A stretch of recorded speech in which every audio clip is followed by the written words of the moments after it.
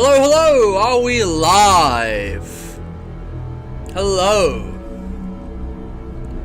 Welcome, welcome, welcome, everybody, to the finale of Popgoes Arcade. And, I forgot to unhide that icon to the right of my face. But you know what? I've got a Discord message here that is perfectly timed. Let me just turn that down. Guys, I'm not alone this episode. He's here. The one and only. Ringing now. There he is. Hello. How you doing?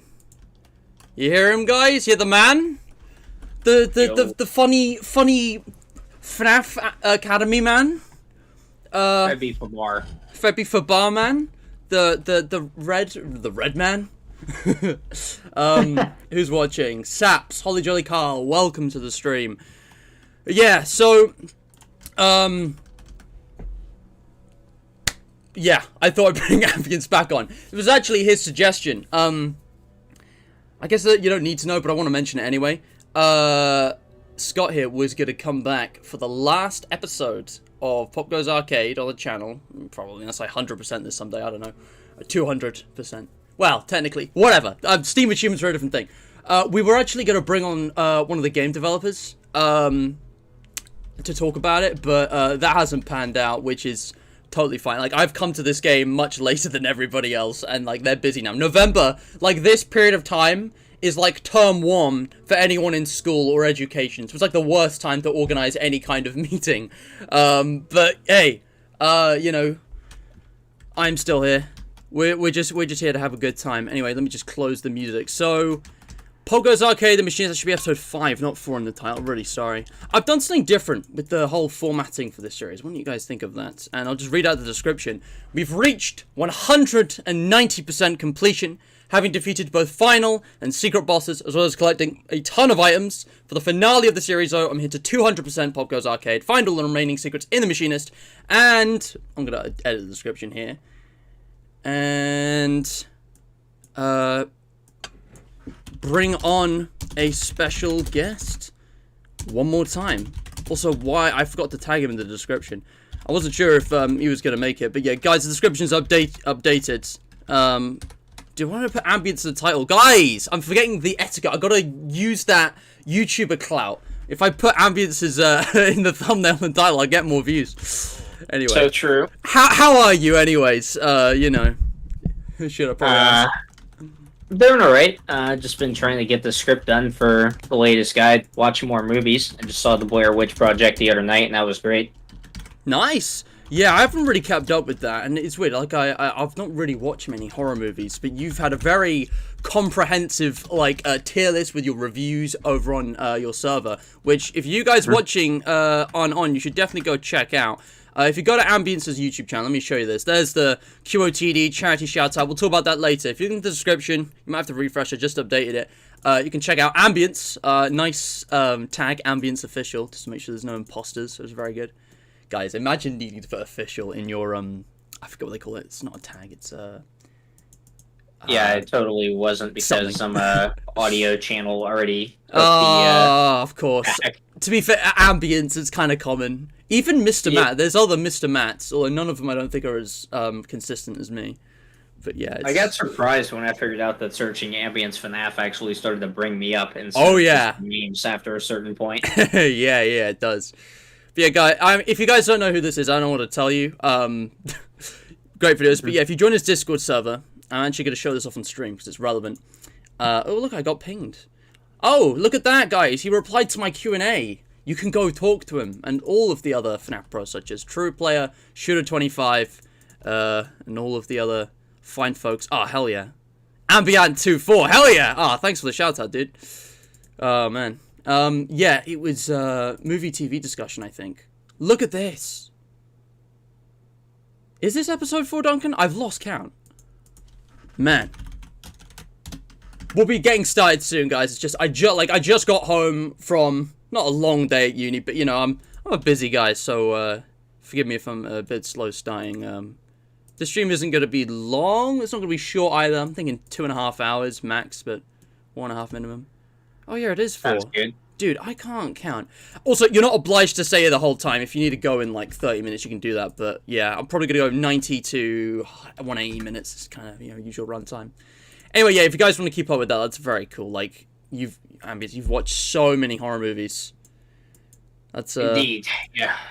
Man, what do you think of the horror genre now that you've got so much experience with like movies? Like, is it as stereotypical as people make it out to be? I wouldn't say so. It's a lot of fun, and I think there is a lot of depth that goes into it. I think horror is the best genre, because essentially, to me, it's the only genre that can do everything from other genres, kind of all in one. Because I know you have, like, action horror, comedy horror, yeah, like that type of thing. So it's like all genres wrapped into one in a way, which I think is interesting. I mean, it's got a lot more depth than people give it credit for. It's not all just stereotypical slashers. Yeah, I was gonna say, because the 80s slashers are like such a oversaturated subgenre, at least from what I can tell. I mean, I love those. Don't get me wrong. The cheeseball stuff like Nightmare on Elm Street, Friday the 13th, I love it. But I also love stuff like Hereditary, which is like one of the deepest films I've seen in years. What's that about? Is that from a different time period? Is it a slasher? It's a 2018 thing. Okay. I don't want to spoil too much about it because it's a pretty wild ride, but I might watch it. It's currently, I think, the best movie I've ever watched. Ooh, big claim. But yeah, fair enough. I think there's something in that. Like, I've never been like a huge fan of horror itself. I just happen to have a lot of interest which delve into that genre, and I think it's because not only is it unique in kind of exploring the darkness, of the human condition and all that jazz, but also, yeah, it intersects with everything, science fiction kind of and fantasy are almost mutually exclusive a lot of the time because of the kind of notions about what they are, and like an action movie has to tick certain boxes, but horror, I guess, I feel like it is more flexible. With video games, as opposed to movies, I have more knowledge on. But yeah, like, I mean, sci-fi horror. Yeah. Sci-fi horror is a big thing also that I absolutely love. Yeah, you've got Alien, The Thing, like all those sci-fi horror classics. The Fly also is terrifying. Yeah, absolutely. And yeah, there's like horror movies that lean more into like magic and like witchcraft or whatever, and there's horror movies that lean more into science, and some of them which do kind of splice with action. I don't know, it's interesting. Like, I could give examples with video games as well as movies. Iron Lung, I think, is like quite sci-fi if you actually look at it closely, because it's like a dystopian kind of thing. And there was a game called Prey years ago, which was actually very action-y, especially towards the end. I don't know if everyone remembers that. Oh yeah, I remember hearing about that. I always I meant to watch Markiplier's playthrough of the DLC, the Moon Crash thing, but I never got around to it, and I keep forgetting. It's on my watch later. I actually noticed while I was playing Bendy, I'm like, I've noticed a lot of like cult setups and horror stuff lately, whether it's movies or games. It seems to be a very popular trend. I watched most of your Bendy stream, honestly, yeah, Bendy's kind of weird. Like I love Bendy, but I think a lot of people have pointed out that like it wasn't planned like properly. And each chapter was made with ideas that only came around after the other chapters, so it felt kind of mismatched. They actually reduced the like culty stuff with the updates, which is a bit of a shame. They redesigned the pentagrams to be like less satanic or something, and the I don't know, like there's a direct mention in the first tape you listen to of Wally Frank's like, we have to collect these items to appease the gods. Joey says, I'm out of here. But, like, that never really gets followed up on. I don't know, it's weird. Yeah, I feel like they made up the story for that game as they went along, which is something I had a pretty big issue with. I mean, I haven't like, finished the game yet. Chapter 4 and 5 are apparently the best, but yeah. I was, as you can probably tell, like, I was not impressed by what I saw. I was tired, but I also was just not interested in the game, really. Yeah, that's fair enough. Guys, before we continue, is the audio balance okay? Is the game too loud? Because if it's overpowering Scott's voice, then that's bad. You want to hear the man's? It feels way too loud. I'm not gonna lie. Let me just tweak that. Yeah, it seems a little loud. I think Popgoes Arcade is just a very loud game. Oh, dude, you've played FNaF World, right? I mean, obviously, like, on PC, and Oh my god. it's so loud. I have to turn it down, like, just all the time. It still feels loud. There's no in-game volume settings, I don't believe. No, there is. Wait, why don't I just use this? Oh, there you go. Much better. Hang on a second. Let me just fix... I'm just fixing my audio here, guys. Hold on, I got this. They've updated this. Like, this wasn't in the game when I first played it. They, like, the new menu here. Real neat. I love to play cutscenes as well. Speaking of, so, I haven't seen it, but I know that there is another cutscene similar to that one that we can watch on the left for 200% in the game. Hopefully we're going to see it today. In fact, I'm going to start this episode by rewatching this scene. Honestly, like, this is really impressive. For I love these cutscenes, dude. Like, just the sheer quality of the, like, the lighting and the, like, is ambient occlusion the right word? You can see, like, particles in the air. And then, like, the way Popgoes is animated. This is, like, amazing for an indie game. I like when Shadow Bonnie comes out of the arcade cabinet also. That as well. Awesome. That might be my favorite piece of animation in the entire game, to be honest. Because that is such a shock. It's such a perfect jump scare. Honestly, like, that animation's cool, but it's not. It doesn't really. It's just really a preview at, like, Evergreen. Like, it doesn't really mean anything significant. I mean, correct me if I'm wrong. I don't really know the Popgoes lore, but yeah, the Shadow Bonnie jump scare, because again, it uses the whole, oh, you're playing a game within a game perfectly, and in fact, you can actually see outside the arcade machine. And, like, it's foreshadowed well, but it still comes as a shock if you're stupid enough, like me. I feel like sometimes people playing this game forget that they're playing a game within a game, so it's like a perfect shot. Exactly. Like, because nothing happens on the outside for so long, you forget that it's there. Yep. Like, you just focus in on the screen. Now, speaking of, so, you guys might be wondering, okay, so what actually are we doing today? I'm not getting all the Steam achievements, because that would take forever, and as I've learned from our good friend Creeper Hacks on Ambience's server, probably not worth going insane and doing that, although, I don't know, could do, maybe, but really, it's just the Balloon Boy robot dudes. There's 4 of them. There are 4 of them, and we gotta kill them.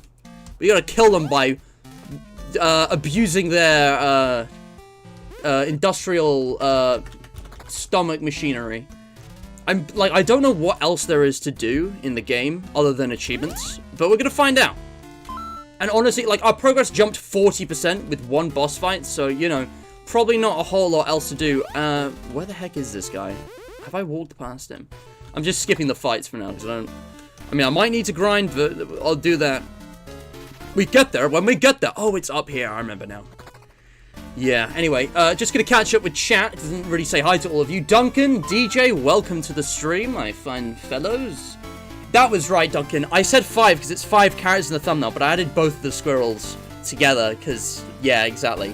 I didn't know Kane had said that, but yeah, they were always like, when I first played Popgoes, I thought they were conjoined twins because they never fucking move apart. Like, I thought they were physically conjoined. But yeah. But yeah, welcome, guys. Man, I almost feel like I'm missing out with the Dart Revival. I know this is random. Also, I got food in front of me, by the way, so if I'm eating, ignore that. I just haven't eaten in hours, so I just got a snack. But, man, I'm really curious to hear the people's opinions in the Dart Revival who either haven't played Bendy or, like, new to Bendy. Because, like, I'm really put off by Joy Drew Studios, because they've done a ton of, like, really controversial shit, and I'm happy to just watch a Let's Play, because I've done that back in the day. But, like, I wonder, like, what people think of that game. Man, we had a lot of coins to start off with. Right. Yeah, I've heard, several of my friends actually do really like it so far. I know Postura absolutely loved it, but obviously. That's not really a surprise. Yeah, I feel like it'd be weird if he didn't, to be honest. That would suggest to me that it actually is for worse. I think I'll be more optimistic going into it if, like, I think Isaac, the baddest, said that he was going to play it next week, and he does not like Bendy at all, and we had, like, a lot of the same criticisms of Ink Machine. So if he ends up liking it, if he ends up liking it, I'll give it a chance. Phil also, Fiznom was very critical of it, so if he ends up liking it, then... I haven't watched Fiznom's playthrough or review of Bendy, but I've been watching a lot of Fiznom lately. I've actually, like, I know this might sound crazy, but I've actually never watched Fiznom's videos until, like, a week ago. I didn't even know what his voice sounded like. That dude is actually, I don't know, like, I feel like he's really based. Because it doesn't matter if I disagree with his takes. The way he, like, debates stuff and reviews stuff is absolutely brilliant. But also, you have to take it all with a grain of salt, because nothing that comes out of his mouth is 100% serious. I watched the Post-Shift 2, both parts, which was, I mean, there was a comment which summed it up perfectly. It's like someone fed an AI every FNaF game made, and then it just spewed out an auto-generated FNaF game. It's hilarious. That's a really good way to describe Post-Shift 2, actually. Yeah, and the only reason I watched the Smash or Pass highlights was because, Mac from Community Build, he asked me to, for context. I was like, alright, I'll do it. And it sounds completely insane, but they're actually poking fun at the FNaF community. It was brilliant. Yeah. Anyway, so I just need to be collecting scrap right now, guys. So if you're watching this and you haven't watched like the rest of the series, or if you've not played or seen the game before, like, what are you doing here? We all know the drill by now. Get them low, and then overkill. It's we got a whole method. We need to invest in attack potions, but yeah, we know what we're doing. So I usually actually tell people who hate Fiznom to watch his streams, because it tends to change their outlook on him. Yeah, I don't know, like, I don't know specifics, so I'm not qualified to judge, but, like, have there been specific controversies he's been involved with? I'd hate to talk shit about the guy either way. Like, Phil hasn't really done anything bad. He's just been aggressive or done stuff that people don't like, basically. Like, he hasn't even done anything bad. He literally just blocks people on Twitter for, like, the dumbest reasons because he thinks it's funny. And this has caused a ton of people to hate him because of how, like, aggressive he is and a lot of his opinions on Twitter, I guess. Yeah, I don't know, it's weird. I will say, he swears a lot. Like, holy shit, this dude really needs to expand his vocabulary. Like, I mean... Yeah, he's very entertaining, I will say. Yeah. But I also feel like on streams he tends to be, like, a lot more sincere than what you would pick up from Twitter or Discord. I would agree, because... Well, the thing is, like, how much... Oh, we got 5 times, let's go. How much do you value a FNaF fan game, like a FNaF, you know, influencers... I mean, if he's blocked you on Twitter, you can still see his tweets, right? You just can't message him. I don't know how that works. I don't use Twitter.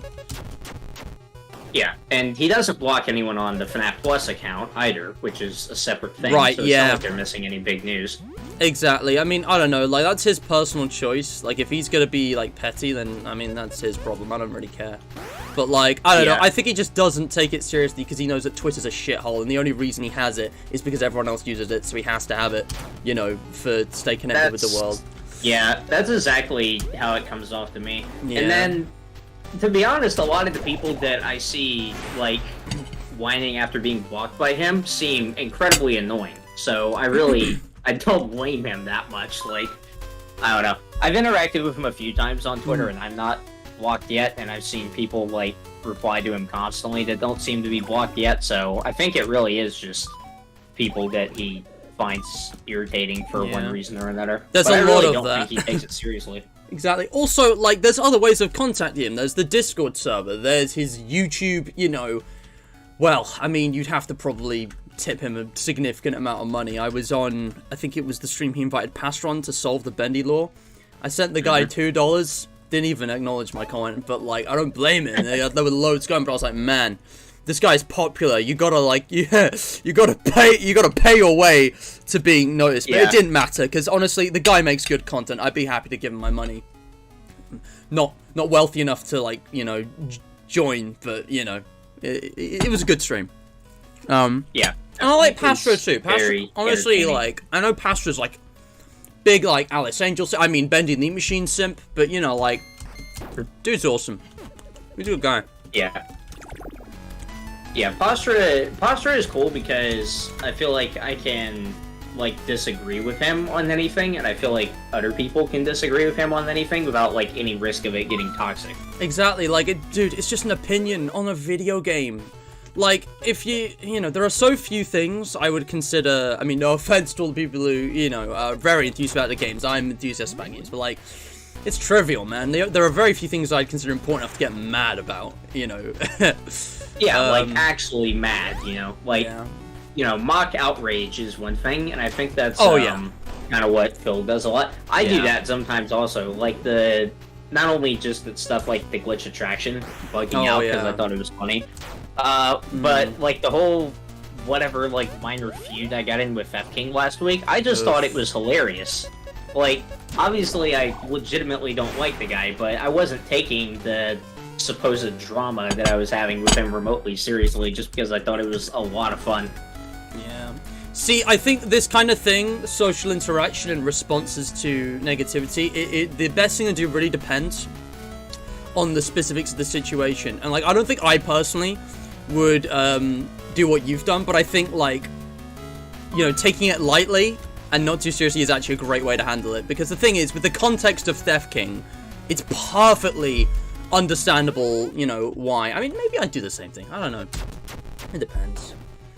Yeah, I mean, I'll admit up front that it was really stupid, which I was actually told several times. Like, I remember Ellie... Out of context, like, it seems, like, immature, but I know the context, so I understand both perspectives on, I don't remember what exactly said, but it was just some, like, mocking tweets. It was nothing that bad, guys. It was... Yeah, I remember Ellie in particular came into my replies and was like, what's the end goal here exactly? I'm like, I don't know. Yeah, honestly, like, okay, this is the thing. This has been fun, but maybe I'll lay off for a bit. Yeah, Ellie raises a good point. For me, see, there's most of me, right? I've been raised, you know, a dignified Englishman, alright? Be polite, be efficient, have a plan to kill everyone you meet. But also, you know, there's a part of me. There's a part of me, alright? Celeste reference? We should talk about that, actually, by the way, because I finished the game. Well, finished, but... there's a part of me who just wants to do a smidge of trolling, because, you know, world's boring without a little chaos. You gotta do a smidge of trolling. Like, it's perfectly harmless. Stupid, that's the important thing. It's harmless. Yeah. No, there's nothing wrong with that. I like to do a bit of trolling, but like I either go big or go home. It's one or the other. I'm trying to like waver in the middle. All right, how are we looking? Oh, I'm 3 short for Rusty BB. I think we already did prototype. I don't remember exactly. We're gonna go around all the forests and make sure. But yeah, switching gears for a minute, we can come back to this because there's actually a lot of interesting stuff to talk about. I finished Celeste, but I finished chapter 7. So I've done the main story. I want this to be a surprise because I'm doing a stream on it, but you know what? There's only a few people watching, and like, I've brought it up now. Guys, I'm thinking of doing a debate direct reviewing Celeste, you know, like I've done for Baldi's Basics and Among Us and loads of other games. And I actually want to really grab your attention with... hang on a second. That would be fine. I'm thinking for the title of maybe being a little bold and doing something like, is this the perfect video game? Because after finishing Celeste and reflecting on it, I think there's actually a decent argument to be made that's like one of the best games like ever made. Just in terms of how rounded all of the like production features are. Not just like music and animation, but also story and gameplay. Like, it's actually phenomenal. And like, I've missed out on it. It came out in 2018, didn't it? I don't remember. Yeah. Honestly, like, I'm not sure about the best video game, but I think Celeste absolutely has potential to be the best indie game. Oh yeah, that's a fair one.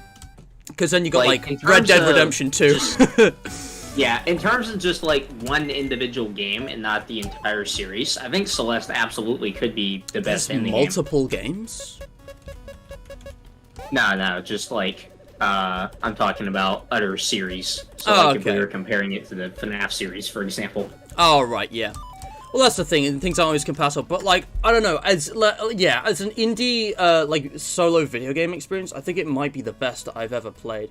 Maybe not, like, the best. I know, I'm saying that for, like, dramatic effect. I think you could probably still argue Portal 2 is superior, but, like, there was so little wrong with that game. Like, I would call it flawless without hesitation. That doesn't mean it's perfect, but, like, close enough, right?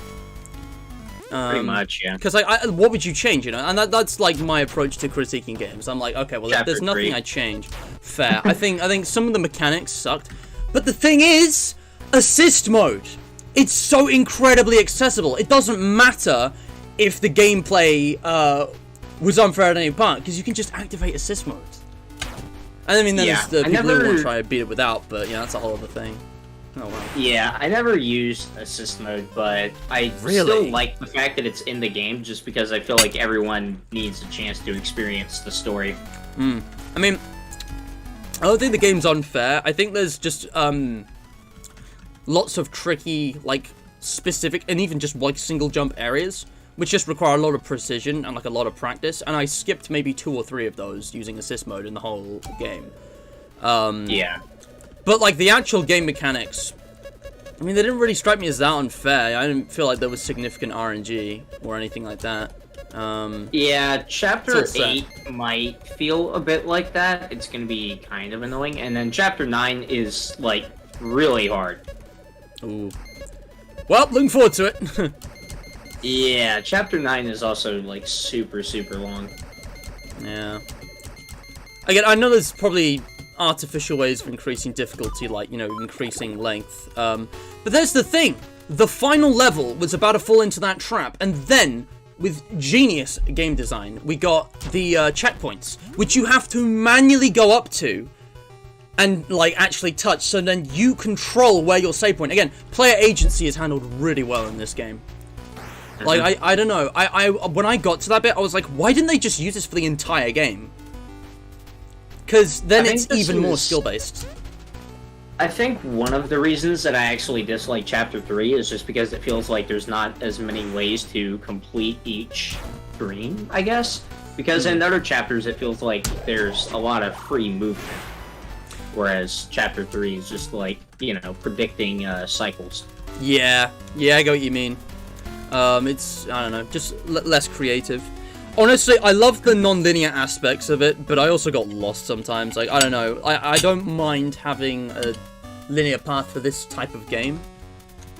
But I don't know, that could go either way. Anyway, yeah, no, I don't really have anything crazy to say. I want to, like, spend some time looking at what, like, other people have said about the game. The historiography, if you will. Looking at video essays and what other people's, like, reviews of the game have been. The thing that a lot of video essays seem to have talked about mostly is anxiety. I'm like, okay. And anxiety in Celeste, it is a big theme of the story, to be fair, but it's not the first thing my mind went to. Yeah, I think it's pretty funny. Like, I feel like the theme of Celeste can kind of match up to whatever you want it to, in a way, like whatever type of struggle. Well, that's the thing. It's completely symbolic, isn't it? Climbing a mountain. It's the most stereotypical and generic kind of, you know, obstacle to overcome. So it's clearly metaphorical as well. Right. Honestly, I mean, like, some of the stuff, like, you know, like the mountain having this, like spiritual, mystical energy, that stuff's never really explained. That could be metaphorical for all I know. Guys, dream theory. Madeline dreamt the whole thing. It was all in her head. What I find hilarious is Chapter 2 does actually kind of use that. Exactly. Like, honestly, I was so confused. I forgot about it when I got up to, like, the 4th chapter. But, like, from that point on, for, like, the whole next chapter, I was questioning, like, is this even real? Like, is any of this real? Because, like, I was, like, really unsure. But I think they did that on purpose. To throw... I don't know, just kind of throw people off, so why am I doing it? Because, like, dream theory would be, like, a logical direction to go, so they, like, did that, and then they, debunked it, I guess, because then part of you appears outside the dream. There's no part after that where you wake up, I don't think. Unless chapters 8 and 9, haven't played those yet, so... yeah. Maybe. I won't spoil anything. Thanks. We'll see how that goes.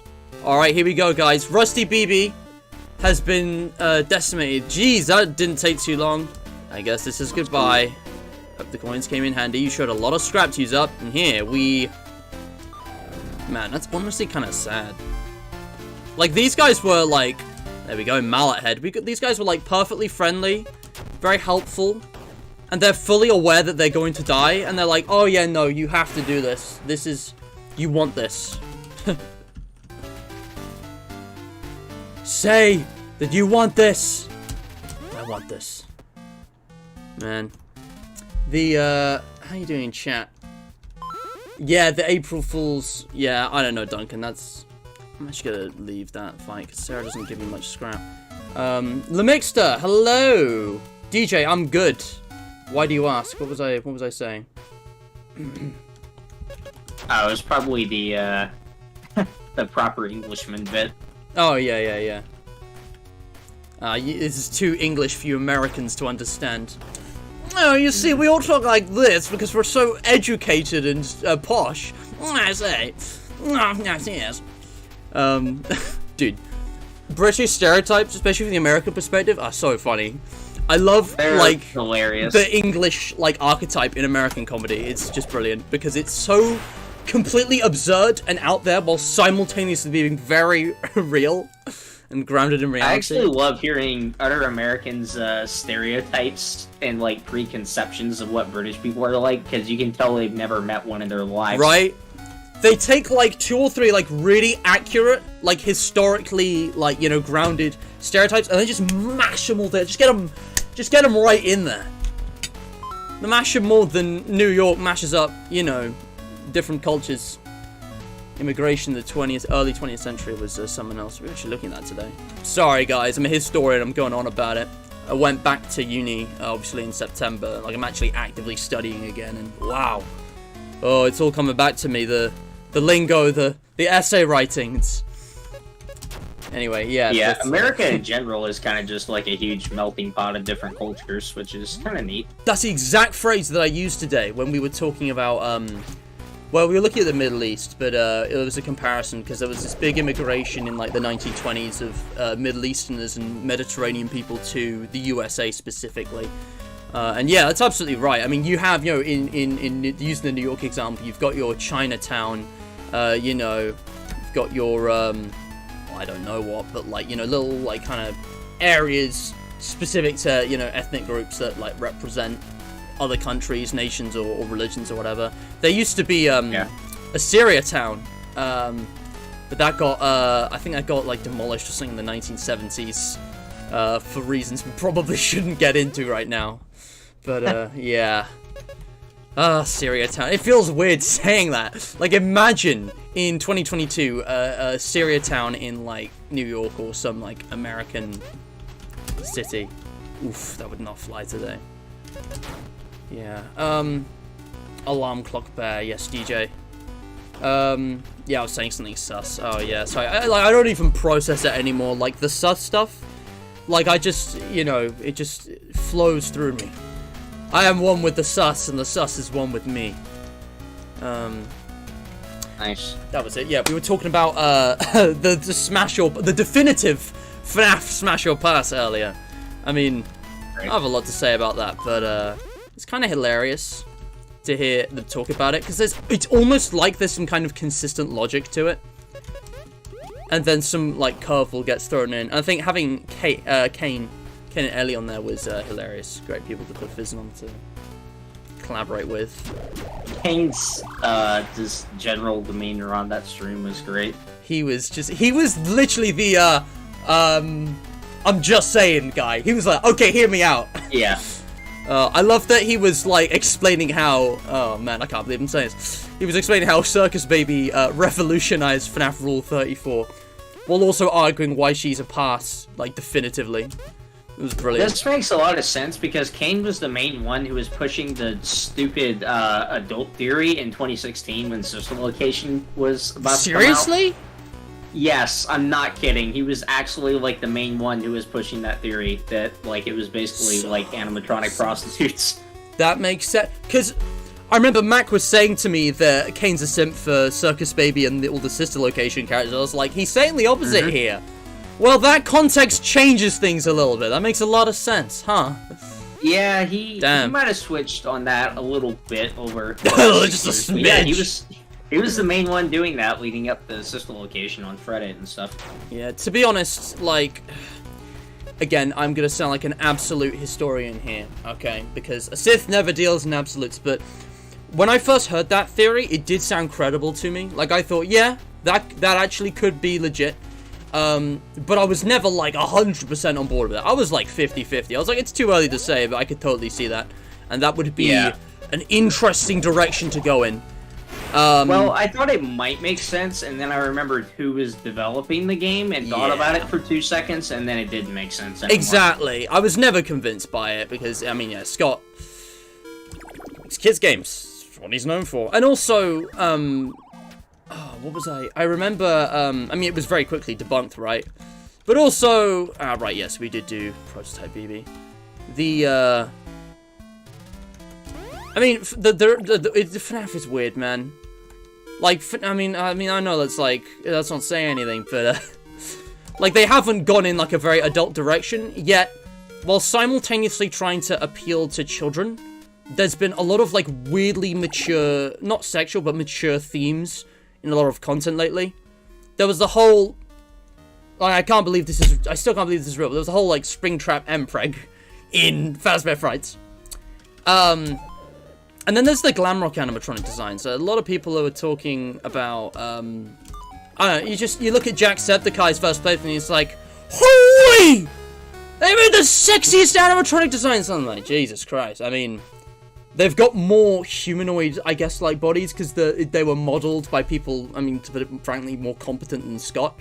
Like, they were more, I guess, realistic, male and female. Because if you look at the actual build of the Glamrocks, there's the male build and the female build, and like the two pairs are the exact same. I can't believe I know this, but years of these games does that to you. Holy shit, I got a crit and a hit there. Anyways, I'm rambling, but yeah, it was utterly ludicrous because there was some, I don't know, it was like there was weirdly some wisdom that came out of that in like unexpected ways. It was hilarious. Oh yeah, the Nightmare Foxy tongue. God, yeah. Oh my god. That was, Dude, if you want to see the most cursed, unhinged Smasher Pass you've ever seen, you should check out the one that the Baddest did a few months ago. Oh, you know what? I might actually. I went through Fiznoms. It's probably the funniest one, because Baddest is, like, weird, just completely about unhinged. A lot of stuff. And that video was so perfectly edited to have comedic timing. Like, it cut in all the right places sometimes. It was so much fun. I'll check that out. Yeah. How did Smash Your Pass even get started? Like, I completely understand it, you know, going into FNaF. Like, it's such a weird idea. Like, I don't even know, like, how it started. Mark kind of jump-started it, honestly, and then everyone just started doing it. Right, Markiplier Pokemon. That was the thing that jump-started it recently. But it existed years ago, didn't it? I mean, I don't know. I don't remember exactly, but I had heard of it. I mean, it's been around forever, but, like, I mean, it's not super complicated. You know, it's a pretty basic concept, so I think it just originated as, like, a high school party game, essentially. Yeah, that sounds about right. I don't know, I just think it's hilarious, disgusting, funny, and cursed all at the same time that it's been applied to, like, goofy robot animal characters from a game that is, if I'm honest, aimed at children, at least in part. I don't know, FNaF is weird. Like, I still feel like it can't decide what kind of audience it wants to have, because so you look at some of it, it's like very obviously, like, you know, got a child appeal, and some of it is like, what the fuck? You would not show this to someone below the age of 12 unless there's some, like, hardcore horror fan. Also, we have absolutely stacks of scrap, and we already just got Robot BB out of the way, so let's go, we're getting that mallet. I'm just gonna read out the dialogue. I promised myself I wouldn't be scared, but I admit, I am a little scared. But I have it better than most of the other robots, I suppose. I have someone here with me. Dude, this game gets, like, unnecessarily emotional in the most random moments. This game's brilliant. And, like, I'm not critiquing the writing for being inconsistent, but, like, wow. Thanks for the existential crisis. I'm gonna, you know, stay up till 3 AM thinking about this. I'm not gonna sleep tonight. We thinking about the BB bots. Mallet handle, here we go. That's 3 out of 4. God, you almost feel bad. I don't need to spoil it. Guys, this is the finale episode. Big spoilers, obviously. You almost feel bad for, Mangle. Or King Freddy, whatever they're called. Like, you know, and what happened to him. Because I'm scared it's the last thing he says. It's the very last thing. And there's, like, a whole pause. Like, the music stops.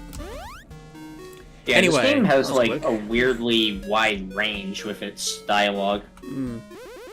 Yeah, honestly, like I like to imagine that in universe, the Popgoes Pizzeria employees or whoever made this game, the company they commissioned out, had like that Scott Cawthon sense of humor, that kind of tongue-in-cheek meta, poke fun at ourselves sense of humor. Because I mean, I don't know, it's like just some things like are taken seriously and like flow with the context of the universe, and then some of it is like basically almost just self-aware that it's in a video game. Like this dude right here, the Hawk, we talked to him and he's like, Sarah told me that you're trying to find keycards to power the minecart. Some of it isn't true. You can dig under boulders, jump over holes, but you can't push a wooden minecart to save someone's life. And we're also referred to as the Chosen One, which is definitely a Star Wars reference. Can't tell me that whoever made this didn't watch Revenge of the Sith. Or, well, any of them, really. Technically, Anakin is the Chosen One, not Luke. Oh, let's not get into it. Fucking Star Wars fans, man. Star Wars fans are a different breed. Alright. While we're on the topic of Popgoes also, have you ever heard of a horror movie that came out recently called Willy's Wonderland? Yes! I've not seen it. I've seen clips. I get the idea. I'm probably not going to watch it, to be honest. But yeah, it's, you know, FNaF movie, since we didn't have an actual FNaF. We have FNaF movie at home. FNaF movie at home. Yeah, it was not good. It Yeah. had a lot of issues. But what I find hilarious is that the main animatronic is actually a weasel, and they consistently play Popgoes the Weasel, like, all the way throughout the film. I was midway through watching it, and I actually went on Kane's server and said, have you ever seen this movie? And apparently he has, and he hates it, and said that it definitely ripped off Popgoes, which I find really funny. I think it's possible that they actually hadn't heard of Popgoes, but, like, that's a crazy coincidence. Because, like, the fact they got Weasel by whatever chance, I mean, maybe there's some symbolism in there, you know, Weasel's an insult used for, like, a person who's surreptitious and deceitful, I think. And then Popgoes the Weasel is, like, you know, a song with that as a lyric. You know, that goes all the way back to FNaF 2 with the puppet, but, like... Yeah. Bro got ripped off. He should sue them, guys. Yeah, maybe not Popgoes, but it was definitely at least partially based off of FNaF, because there's so many elements that are really similar. Teens break into a restaurant, essentially, with animatronics, basically just the silver eyes over and over. I was about to say, yeah. I mean... Bite of 87 basically happens, fatal accident that shuts down the building, and then there's a serial killer that founded the business also. Okay, there's no way they've not, like, seen FNaF. They literally just plagiarized FNaF lore. That's, like, literally one-to-one with the Silver Eyes. It's like they read Silver Eyes and thought, boys, FNaF fandom's illiterate. They're always complaining about the B word. MatPat has to censor it. They're not gonna notice. They're not gonna notice something from the books. Only the nerds read the books. Yeah. Oh, and also the protagonist, who's the night guard, is completely silent throughout the entire film. The Nicolas Cage is who plays him. Bro. Yep. Did they just, like, steal the Mike script? Like, what happened? Can you imagine? No, I swear they actually just, like, straight up ripped off FNaF. I'm not sure if they took an actual, like, script from the movie, but it's so similar. Yeah. That's crazy. That's crazy. Flabbergasted. It actually is the FNaF movie at home. Like, all I'm setting my standards for the FNaF movie is to be better than that. That's it. Yeah. Like, if I'm gonna be perfectly honest, I mean, we live in a time period where it's very easy for me to be cynical, and I try not to be, but, you know, the FNaF movie, oof, I mean, it has to be good, right? After all this time, after all the work that's gone into it. Surely, even with Scott Cawthon, considering how many times he's re-scripted this bloody thing, it has to be good. At the very least, it has to be Scott's perfect vision. But as we know, Scott's vision is not perfect, and, there's a whole lot of other factors that go into making a movie than just the script. Even if the script is good, the direction might not be. The acting might not be, because I would assume they're probably doing casting now. I want to say, fingers crossed, but I have no idea. I mean, there's no information on it. The FNaF movie, again, Ambience, you're the one here who's watched a load of horror movies. I think there's a bit of a stigma around horror movies, particularly at the slasher archetype being very shallow and two-dimensional and tropey. FNaF, I think FNaF is more at risk of falling into its own tropes, because that's what pretty much the last 4 games have done. it's going to be endlessly indulgent and self-referential, I think, rather than anything original. Like, it's probably going to be good, but nothing innovative. If I had to get a Chris Pratt for Freddy, yeah.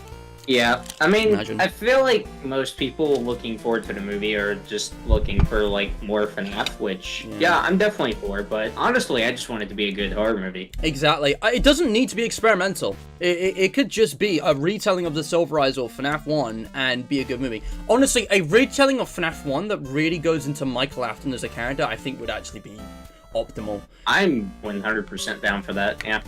You know what would be really good, actually? And I hate to be this guy, but, like, I have to bring this up. As a theorist, people, like, it does not matter what happens. People will misinterpret this thing and try and rewrite the entire FNaF lore all over again, okay? That always happens. It doesn't matter what it is. If it's official, it's pretty much automatically canon. Except for special delivery for some reason. We just made an exception for that, because double standards. Anyway, if this movie goes with some interpretation where, you know, Golden Freddy It's Me is the biting victim from FNaF 4, and it goes deep into that character as well as Michael and the brotherly relationship, that could actually fill in a massive gap with the characters in the FNaF series. Because with Elizabeth in Sister Location, we got her origin story and Baby's origin story 3 times. We got the in-between night voice lines, we got Baby's story on night 3, which is optional, and the mini-game. Like, Elizabeth is a character that we've got a lot of detail on. Those two, the brothers, we have like an allegory or two from Fazbear Frights. That's really it. That's a relationship that hasn't really been explored thoroughly, I would say. Yeah, pretty much. Well, first of all, if Golden Freddy is in the movie, I think MatPat's gonna have an aneurysm at this point because he's gaslit himself into thinking Golden Freddy isn't real. So. He's gonna double back on every theory since UCN Help Wanted every time he makes a new one. Honestly, dude. Man, you want to talk about MatPat? Oh man, MatPat. Let me just read this dialogue. So, we just got to Pristine BB, guys. I was so loaded on scrap that we already got it all done. That was way quicker than I thought it would be. How far in are we? How long have I been going? I've been going for less than an hour. We're already done. Let's go. So Pristine BB says, it all happened way too quickly. I'm too young to die, aren't I? Ugh, at least I did a good job. It's interesting how they have slightly different responses despite being like the same character. I don't know. Achievement unlocked, hammering at home. We just got the mallet head. I wonder what happens if we interact with Saffron now. Ah, speak of the devil. There's got to be some use for the mallet we just collected. It's not a weapon here. We'll come back to that. I'm just going to make my way back to the garden. But yeah, oh man, there was something else I want to mention. We'll come back to that. And so many topics we could talk about, dude. The MatPat. Dude, what is... Abby, could you explain to us, I already know, but could you explain for the audience what your take is on MatPat right now as a YouTuber and as a FNaF theorist? I think he's losing his mind, basically. I think he's kind of going off the deep end, plunged headfirst into the loony bin, drank the Kool-Aid, gone a little cuckoo for Cocoa Puffs. But yeah, basically I think he's just kind of losing his mind as far as FNaF goes, and he's just grasping at straws at this point. Because I think the one thing that has, like, actually broken him is the fact that the lore literally isn't solvable at this point, which most other theorists have looked at, and they're like, okay, you know, we recognize this, but we're having fun, we're gonna keep trying to solve, like, minuscule aspects of this, you know? And that's what's most fun about FNaF theories, I think, is trying to solve those little mysteries, like who killed Phone Guy, or what happened to Glamrock Bonnie. Yes! Who did the bite of 87? Yes, sorry to interrupt, but I just want to say. Exactly. Like, when I first experienced Security Breach, alright, I didn't immediately despise it. And if you look at it more objectively, there's so much missed out potential, okay? The problem with FNaF, I think this goes all the way back to FNaF 4, because the first 3 games did this really well. It's those little mysteries. It's the world building. It's the fleshing out the universe. It's the inconsequential stuff. It's when the order of, like, critical plot points and the central narrative and the very identities of the characters are, like, the big thing shrouded in mystery. That's not fun. Because that just divides people and it makes the whole thing really messy. My favorite mysteries are exactly what you've described. In Security Breach, I actually was interested for a little while with what happened to Glamrock Bonnie, because that was like a little tangent that didn't seem important, but that could amount to something, and that was kind of isolated. It was on its own. It wasn't, you know, a thing that would frustrate people if it wasn't solved, but it was also equally a fun thing to talk about. And even now, I remember, I think the working theories that Glamour Bonnie would use for fucking burn traps, you know, body. But again, that doesn't make any sense if you look at it. We're not gonna go there. But but yeah, there's you know, like with the OG games, there's a lot of unanswered questions which are like fully up to interpretation. Like, you know, why is Foxy out of order? That was never answered. I think the original plan was that Foxy did the bite of 87, but with the information we have in FNaF 2, it's pretty obvious it's Mangle. Like, I very much doubt anyone... It's probably Mangle. Oh, man, I know Kane Carter made it Toy Bonnie in Popgoes, which makes no sense, but whatever. Like, it's obviously Mangle, but... No, guys, it was Balloon Boy. But yeah, that kind of thing, you know, because it doesn't really matter. It's not frustrating if you don't solve it. And I think that's the critical thing. If it's frustrating when it's unsolved, it needs to be solved. It needs to have a resolution, at least in like the next game. It's not, you can't spin out mysteries forever without ruining any shred of story you have if those mysteries are central to the characters and the narrative points. Anyway, sorry, I'm rambling, but you were saying about Matt Pat. Yeah. I think that kind of frustrates him at this point because he's realized that it can't be solved, but he obviously kind of feels like he wasted a lot of time trying to solve it, I would guess. But yeah, I feel like at this point he's just doing whatever he can, basically. Just going with whatever comes to mind. Whatever flips things a lot. Yeah, he Sorry, go first. Yeah, the only other thing like that I think is driving him off the deep end a bit is I don't know what happened with the FNaF ARG thing. Like, I don't know what got him there. I don't know how he thought that was a good idea. I don't know if he's gonna do something like that again. But that was just I don't even know how he ended up there. Like, he just needs to step away from the FNaF lore at this point, I think, if he's at that point. Yeah. Also, someone in chat just said, and this is something else that I have brought up a few times, is looking back in hindsight, the first FNaF theory was actually kind of screwed up. The one about like, the Chuck E. Cheese real life like massacre or whatever it was? I remember. Yeah. Like, that was interesting as a kid, but looking back, that's actually like kind of just in really poor taste. Let me just catch up with chat. I'm really sorry, guys. Having someone in voice chat means I'm reading chat less, but I do see all of your messages. I just want to say hi to Figurito. Imagine Jack Black voicing Freddy. That he would actually be good. That's the thing.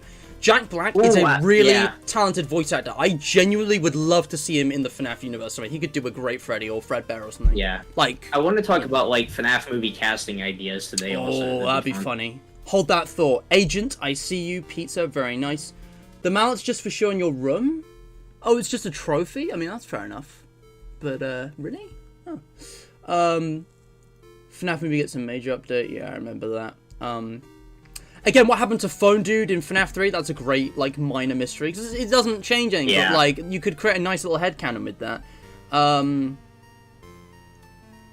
Yeah, maybe, Limix, I don't know. J-Rund VR, welcome, welcome, welcome. Guys, while you're all here, we are an hour into the stream. I don't know how much longer it's going to go on for. Maybe 30 minutes, maybe 2 hours. So, if you are enjoying what you're seeing, leave a like, subscribe, support means a lot, ring that bell so you never miss a stream, and join the Discord server. I highly recommend it. If you're coming over from Ambience, I do streams like this, like, all the time, and there's a bunch of links in the description you could check out.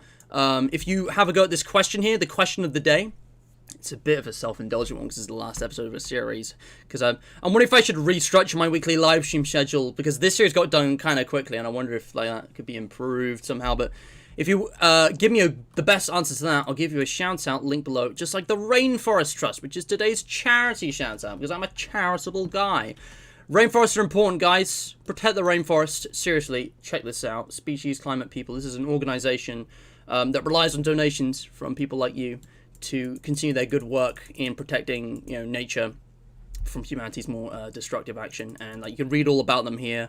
There's a lot of different ways you can support, you know, yeah, that's linked below as well. I just want to raise awareness of that kind of thing. That's what it's all about. It's all about raising awareness. Just go read. There might be an article on there. I don't know what to do next in the game now.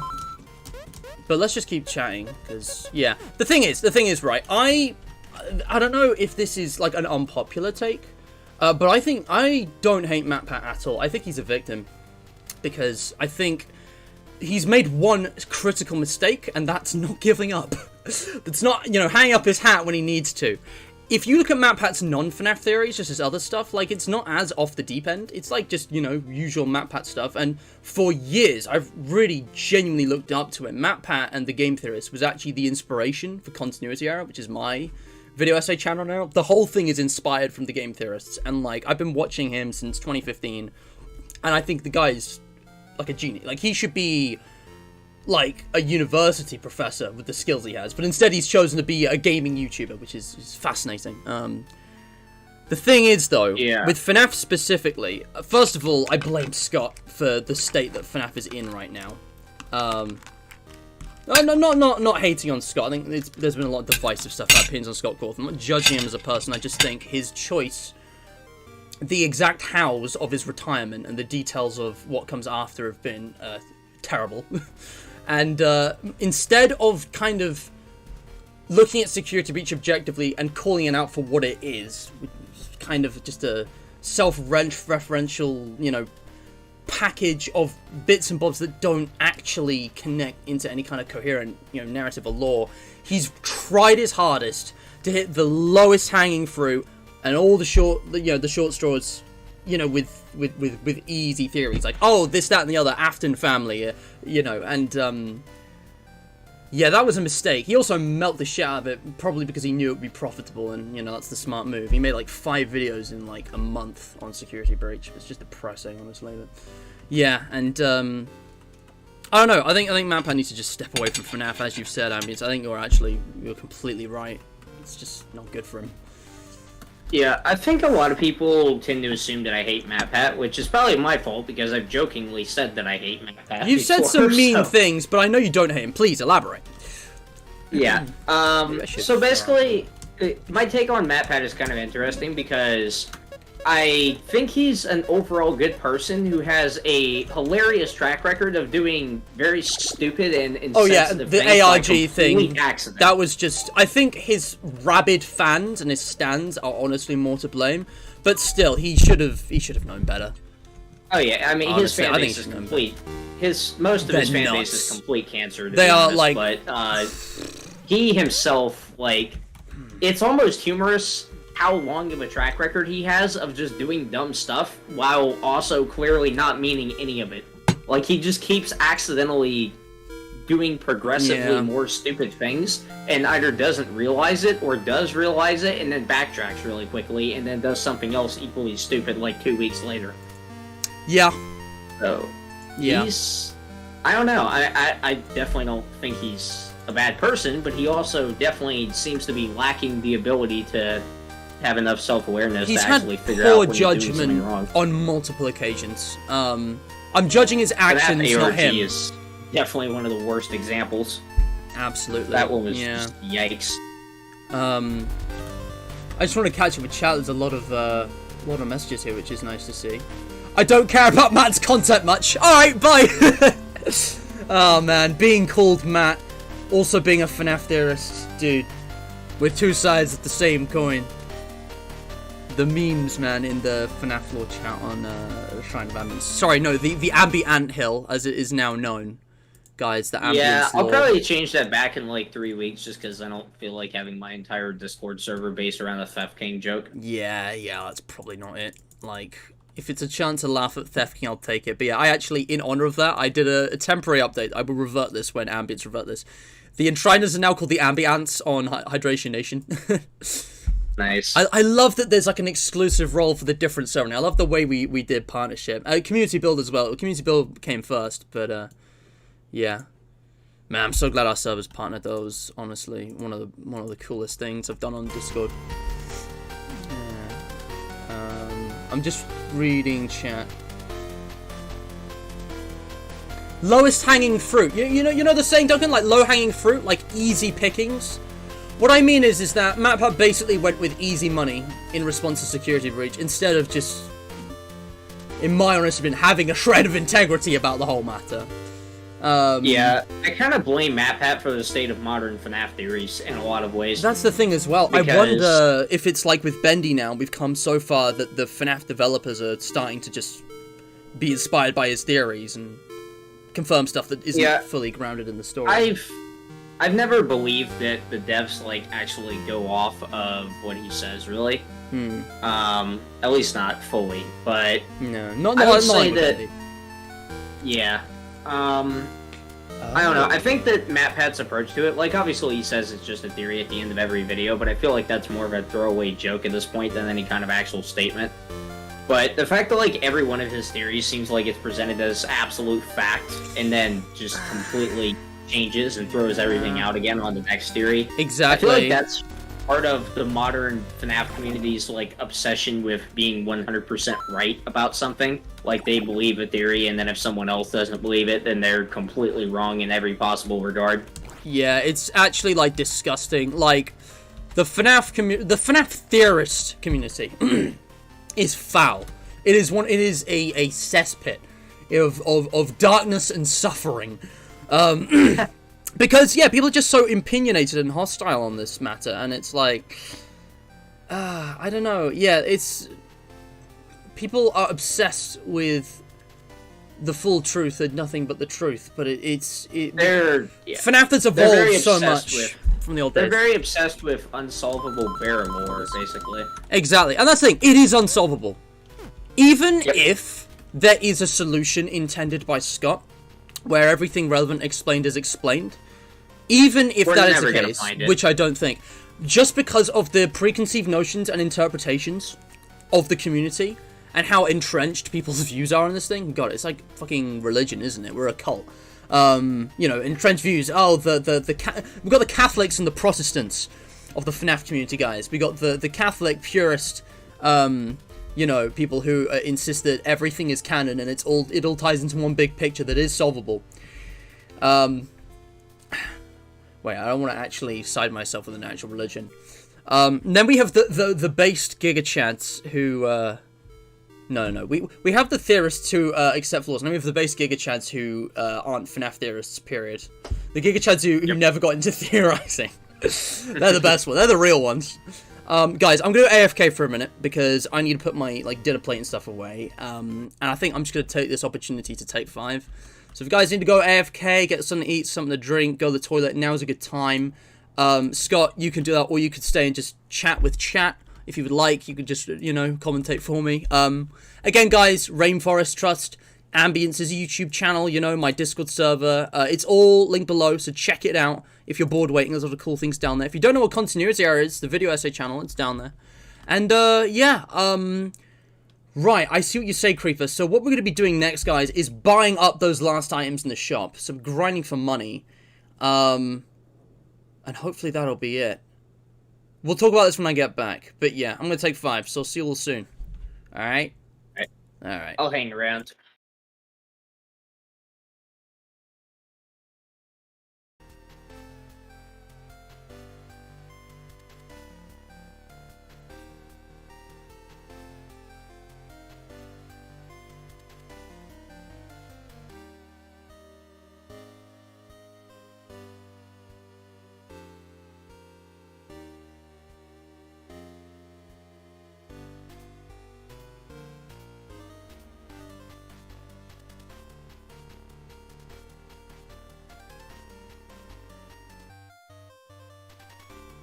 So, what do you guys think of fan games recently?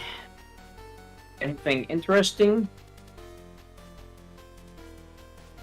Glitch Attraction and Post Shift 2 have been, pretty disappointing. Well, I haven't played Post Shift 2, but I've seen it.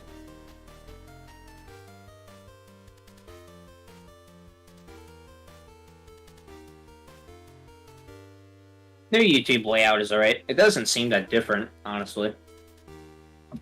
I'm used to the old one, but I'll get used to the new one within a week.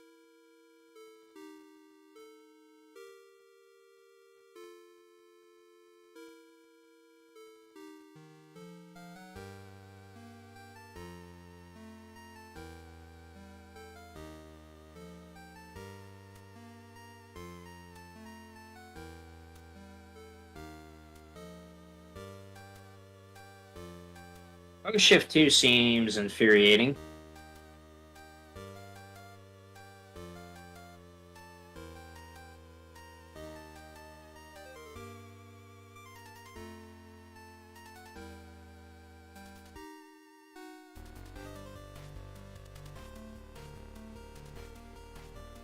It's cool. Yeah, arcade is fun. I don't like RPGs very much, but I actually did enjoy playing through arcade. It's not super grindy, I guess, compared to a lot of RPGs. There's grind, but it's not completely overpowering.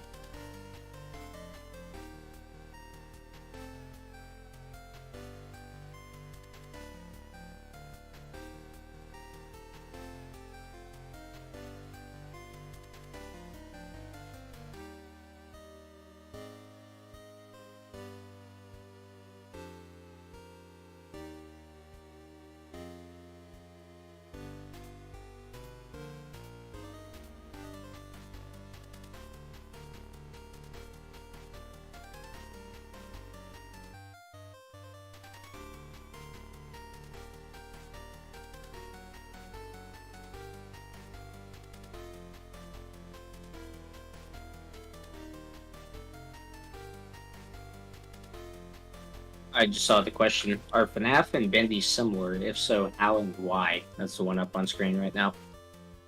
What do you guys think? I think they're actually similar in that both series have pretty mid gameplay that people are willing to overlook for other aspects just because they like them. Which, there's nothing wrong with that, actually.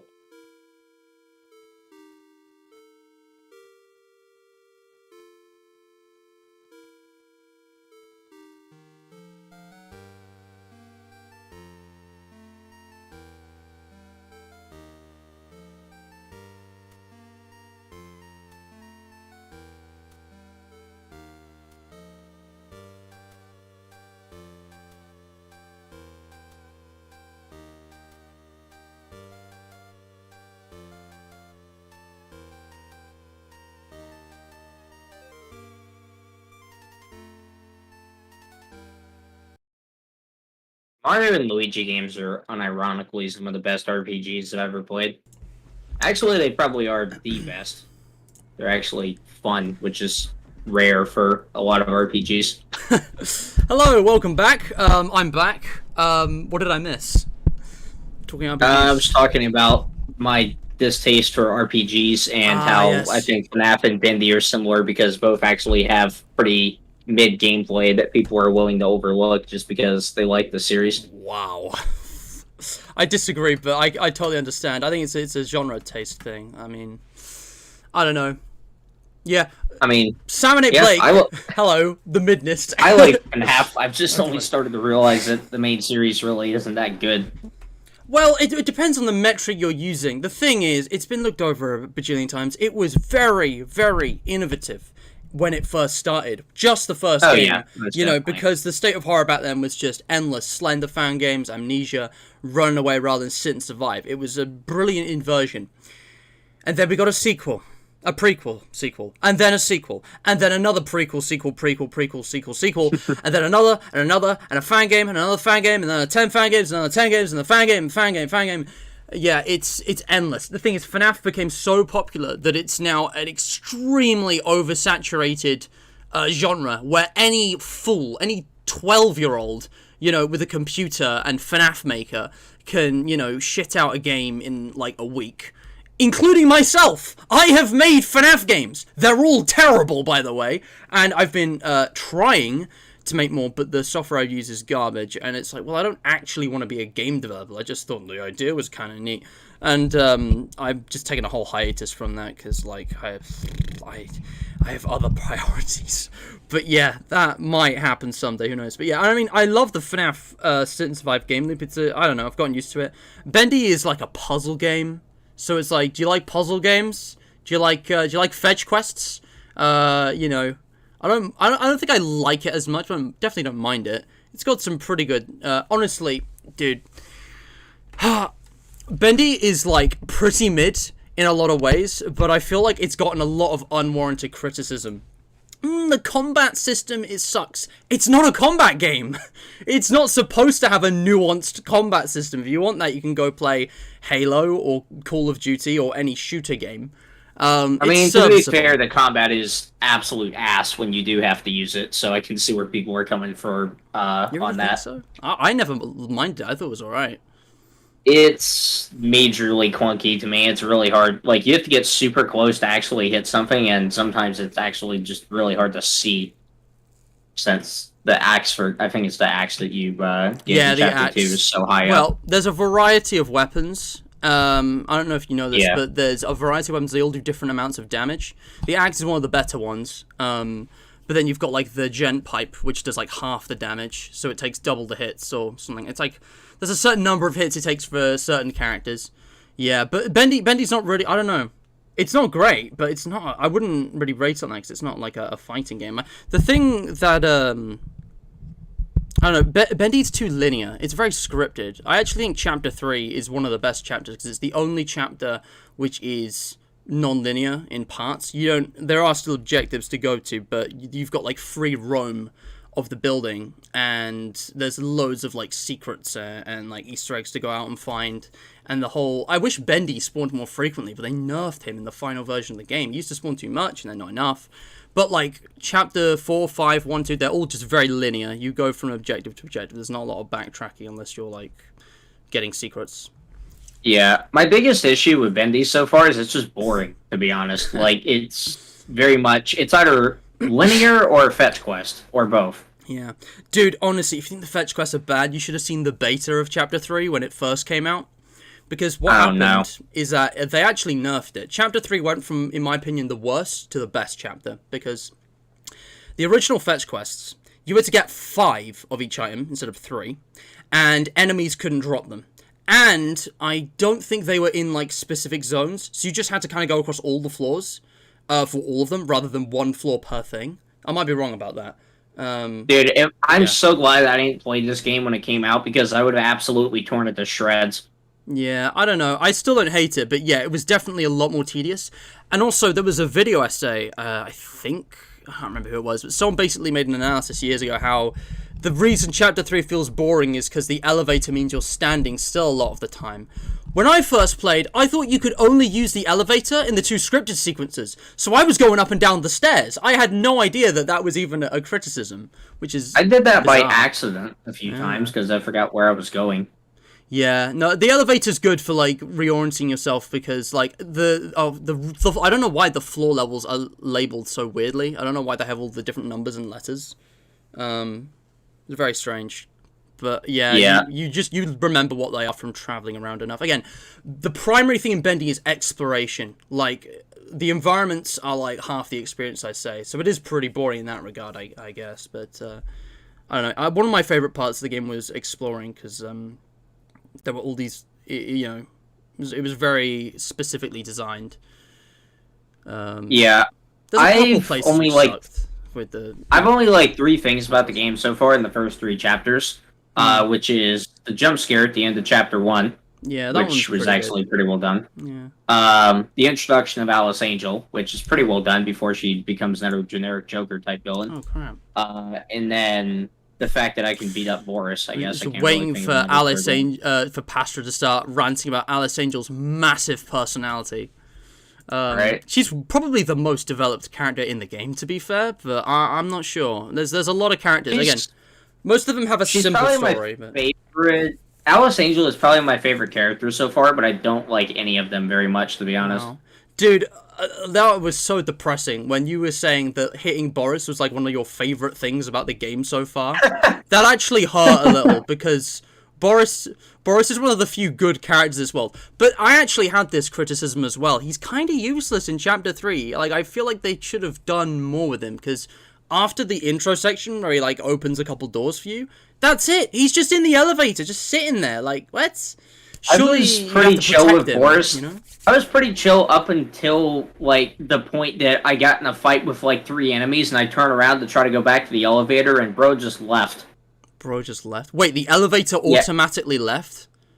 Yeah, it can do that. He just Oh, like dude. he took the elevator and just disappeared. Like when I was trying to get back in it while I was being chased by like three things. So I just kind of started shouting at him and then hit him with Dude. the axe when I got back in. To this day, I don't know why that happens, but there's like at random times the elevator will automatically go to like the bottom floor or something. I think it's Alice controlling it, but like I don't know why that happens. Why doesn't it just stay I where you always left it? interpreted it as if you leave Boris alone for a while, he just disappears. Like he just leaves. He goes back to the main floor and just waits. I guess.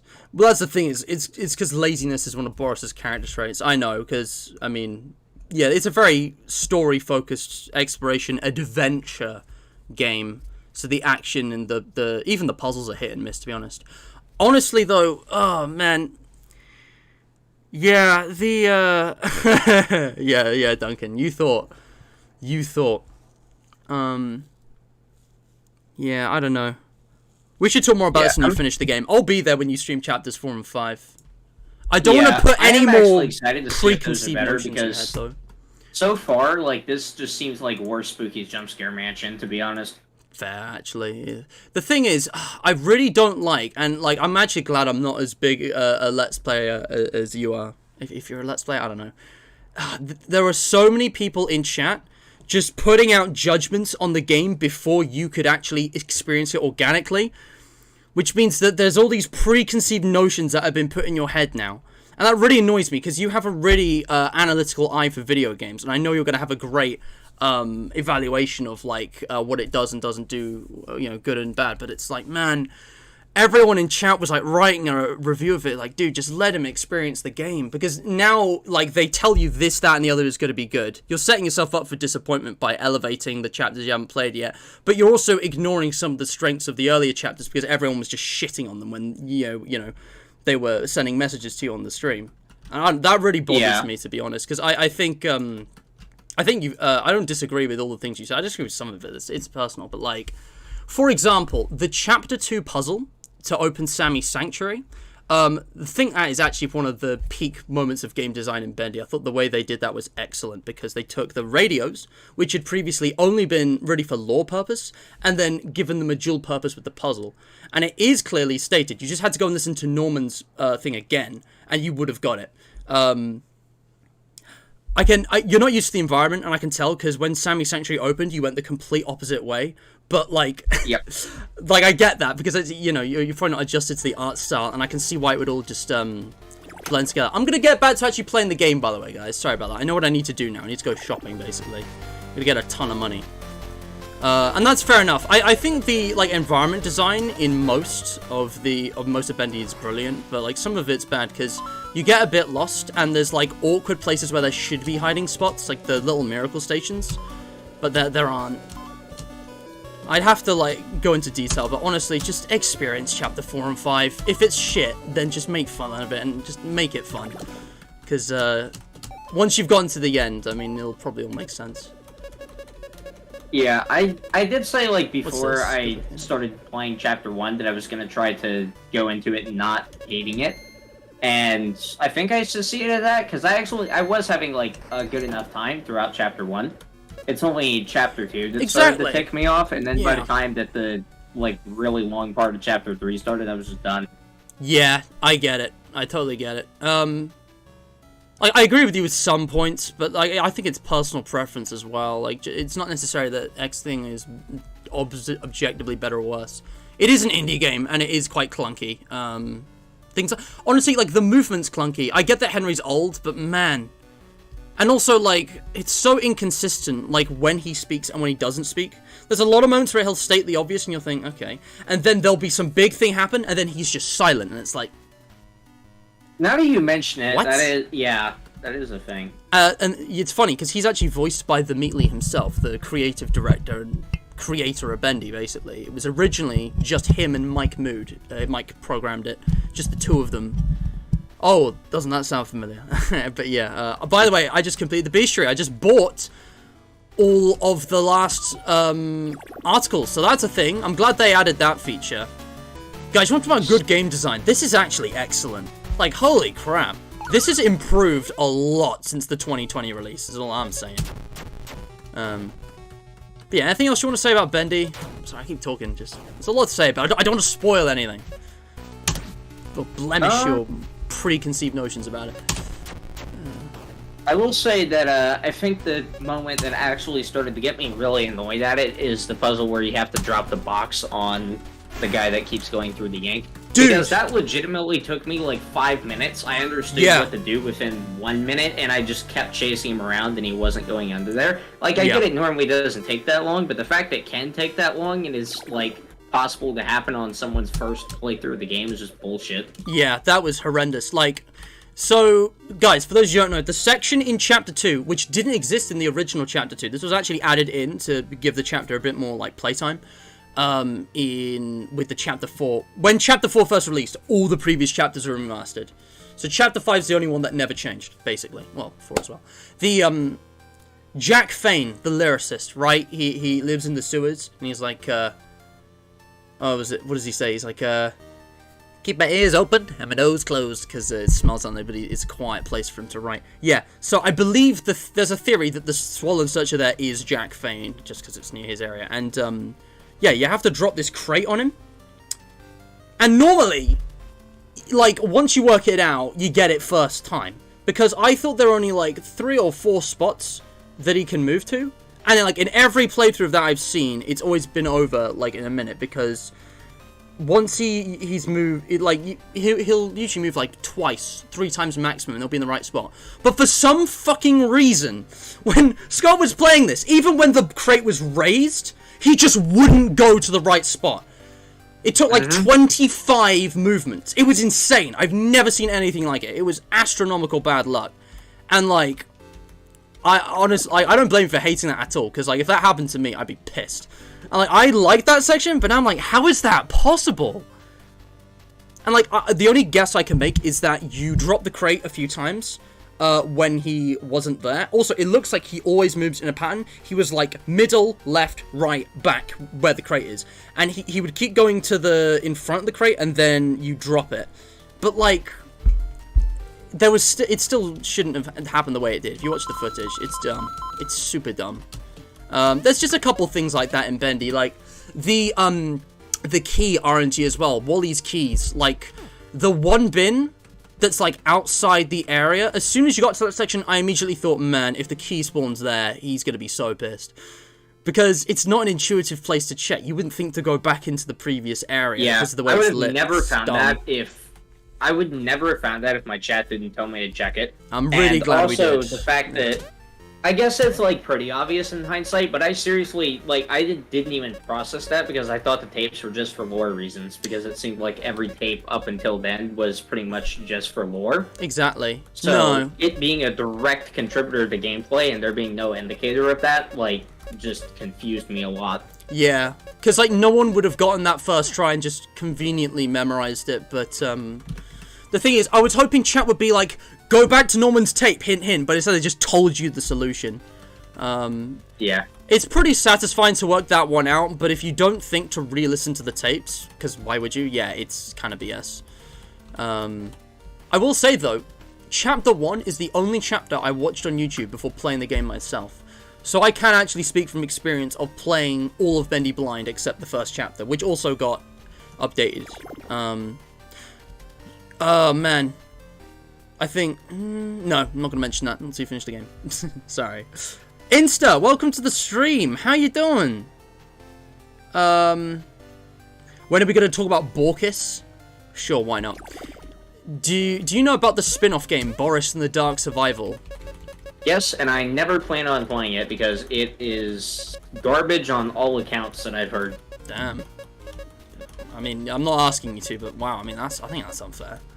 I think there's been an argument that it's better than Bendy. From what I've heard, it's basically check a bunch of lockers, I think it is, until something happens to spawn, and then just keep doing that. Okay, there is RNG, but here's the thing. It's a completely different kind of game loop. It's non-linear, which I think is what Bendy needed. It's, was it Bird's Eye View, you're Boris the Wolf, and it's, you know what? Maybe it is shit. Because it's like FNaF AR. You're trying to build up a streak of how many levels you can survive. You're being chased around by Bendy, and you're trying to collect scraps to survive, like food and tools and all whatnot for the safe house. It's the same safe house from the start of Chapter 3, and it's a really cool tie-in, like, with the environment. But, Yeah, the main story, the original release, it's $1, okay, let's be fair, it's $1, and the original game was kind of bad, because it was just so few rooms, it would get very samey very quickly, but it got free DLCs, which improved it, I think. You would collect, basically, there's a series of different campaigns where you collect items that randomly spawn, and you unlock, story. You get, like, a story. There's, like, as you progress, you unlock different, just like fun cosmetic gimmicks, like music tracks you can play in the safe house and dance moves that Boris can have, which is pretty funny. But I think what really counts is the actual game modes. There's different antagonists and locations from Bendy the Ink Machine which come back when you progress to certain parts of the game. And the very last thing it left off on was a teaser for the Dark Revival, I think. It hasn't been updated in a long time. It's not like amazing, but I think, I'm not saying you should play it, but I think it's actually, gameplay-wise, it's pretty good. I mean, it loses its replayability after a while, but yeah. That's fair. I think Creeper pretty much summed it up pretty much perfectly. Says that it's good for Bendy fans because, you know, Boris and lore and Dark Revival teaser and, like, locations from Ink Machine and stuff. Yeah. But as, in terms of the actual gameplay loop, for someone who's not a fan of Bendy, I just cannot imagine it being fun at all. Yeah, alright. It's like an arcade game. Like you, the thing is though, the thing that puts off it getting repetitive very quickly, in my opinion, is just the sheer amount of content. Because there is, I don't know, I think with the original release there was not that much content. With all the DLCs now it is. But you're right, like with the art style, the story and everything, it's the, you know, all the same good and bad as Bendy. Like, you know, the graphics, the music, well... Yeah, it is definitely more fan servicey, absolutely no doubt. But honestly, I think the whole franchise is pretty fan servicey. I think the Dark Revival is probably, from the trailer, I mean, they've brought back every character from Bendy. And like, decisions were made in making Chapter 3 and whatnot, you know, based on fan theories, so...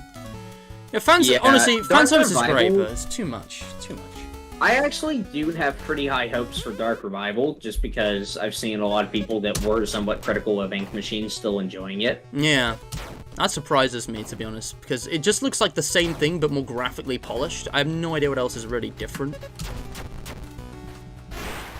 But, yeah, I'll see for myself. There's definitely some differences, I think. I've been trying to avoid, like, big spoilers for it, because I do plan on playing and probably streaming it. Yeah. But yeah, same. I'm interested to see what other people think as well. Like I was saying, Isaac, the baddest, is very critical of the Ink Machine as well. So if he ends up liking it, I think I'll be right. That would be crazy to check it out. Definitely. Also, I'm not 100% sure how great Tasty is in general because he doesn't like Spooky's Jump Scare Mansion. But if he likes Dark Revival, unbased. He slandered Spookies. Yeah, he doesn't like Iron Lung either, I just remembered. Yeah, well, I mean, the thing is, you've got to qualify it, right? Iron Lung is intended to be a kind of one-time horror experience, and does that extremely well. You know, it's not immensely replayable. There was an update, the lore update, which, you know, added some, not fan service, but just, you know, replayability for the sake of story rather than gameplay. There's also, like, a lot of neat little Easter eggs and secrets and, completionist kind of stuff. But, like, I love Iron Lung, but I haven't touched it in months, because once you've 100% of the game, like, that's it. What are you gonna do, speedrun it? If you really want, I guess, you can do that, and it is certainly speedrunnable, but, yeah, it's... I will say I am curious to check out Iron Lung to see if it appeals to me, because it seems like that, like, I feel like it'd be a little boring to me, like Bendy is, but also a lot of the general environments for it and the setup I feel would absolutely appeal to me as a horror fan. Yeah, I think that's probably accurate. I'll let you judge for yourself, but for me, the thing is, a lot of these indie horror video games in this FNaF era, especially the ones that have actually persisted, like Bendy, I think they really stick in the mind because of their story, their characters, and their kind of, like, whatever unique thing they've got going for them. Like, you know, art style. It never seems to be gameplay that's the unique standout thing. It was for FNaF, but, you know, Baldi's Basics, love that game. It's survived the test of time. But the gameplay's not really original. It's like a remix of Slender the Eight Pages, Spooky's Jump Scare Mansion, and just a whole load of other kind of, you know, traditional horror games and, you know, free roam survival adventure games. It's great, but, you know, the original thing about it is the theme, the setting, the skin. It's the, it's a 90s edutainment game gone wrong. It's got all the crappy, you know, crunched up graphics and sound effects, and it's very quirky and random. Baldi's not like the other girls. Baldi definitely has its own issues. I think the main issue is unfair RNG, but I think that's been remedied with most of the newer versions in everything except the hardest modes, but that's kind of always bullshit, to be honest. I think it's very hard to make a max mode, and so it's something you'll know a lot about, that isn't at least occasionally unfair. Yep. Because, I mean, look at FNaF. Baldi... Yeah. I've never played Baldi either. Out of, like, all of those viral indie games that popped up, the only one that I've really played, like, off-camera is probably Cuphead. Yeah, Cuphead. And that one was, like, last year, I think, or even this year. So yeah, the DLC. I haven't got around to that yet, but yeah, it's, I haven't gotten very far into it either. Yeah, Cuphead's brilliant for different reasons. That game is, completely different kind of, like, gameplay, but, Cuphead's like... I do think Cuphead and Bendy can be compared in a lot of ways just because of the general art style in the game. Obviously, yeah. Yeah, I don't know, Cuphead is... I think it's up there with Celeste. It's one of those, like, instant classic games. It's legendary, not perfect. Cuphead is pretty brilliant, yeah. Just does everything right, and it's also really original because they actually hand animated it, like... You know, even Bendy can't, you know, make that kind of claim. Like, the effort that went into it. Incredible. Yeah. Yeah. But you guys know the games we're talking about, right? It's what Dags famously coined as the chain base. I don't know who else remembers that. But yeah, the Hello Neighbor, Tattletale, which died. Tattletale's the one that got lost to time.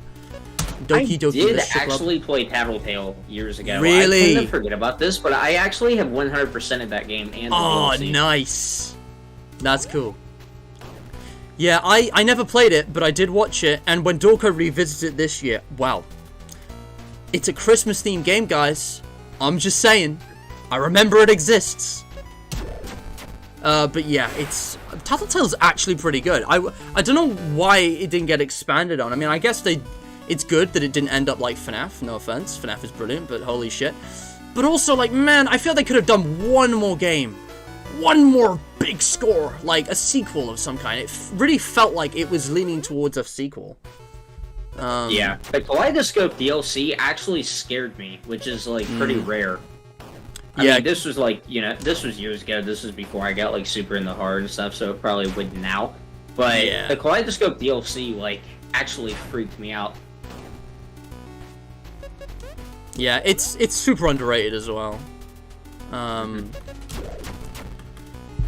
Cause like, I mean, yeah, it is just a DLC. It does reuse a lot, but it's an interesting way to build on the story and the setting.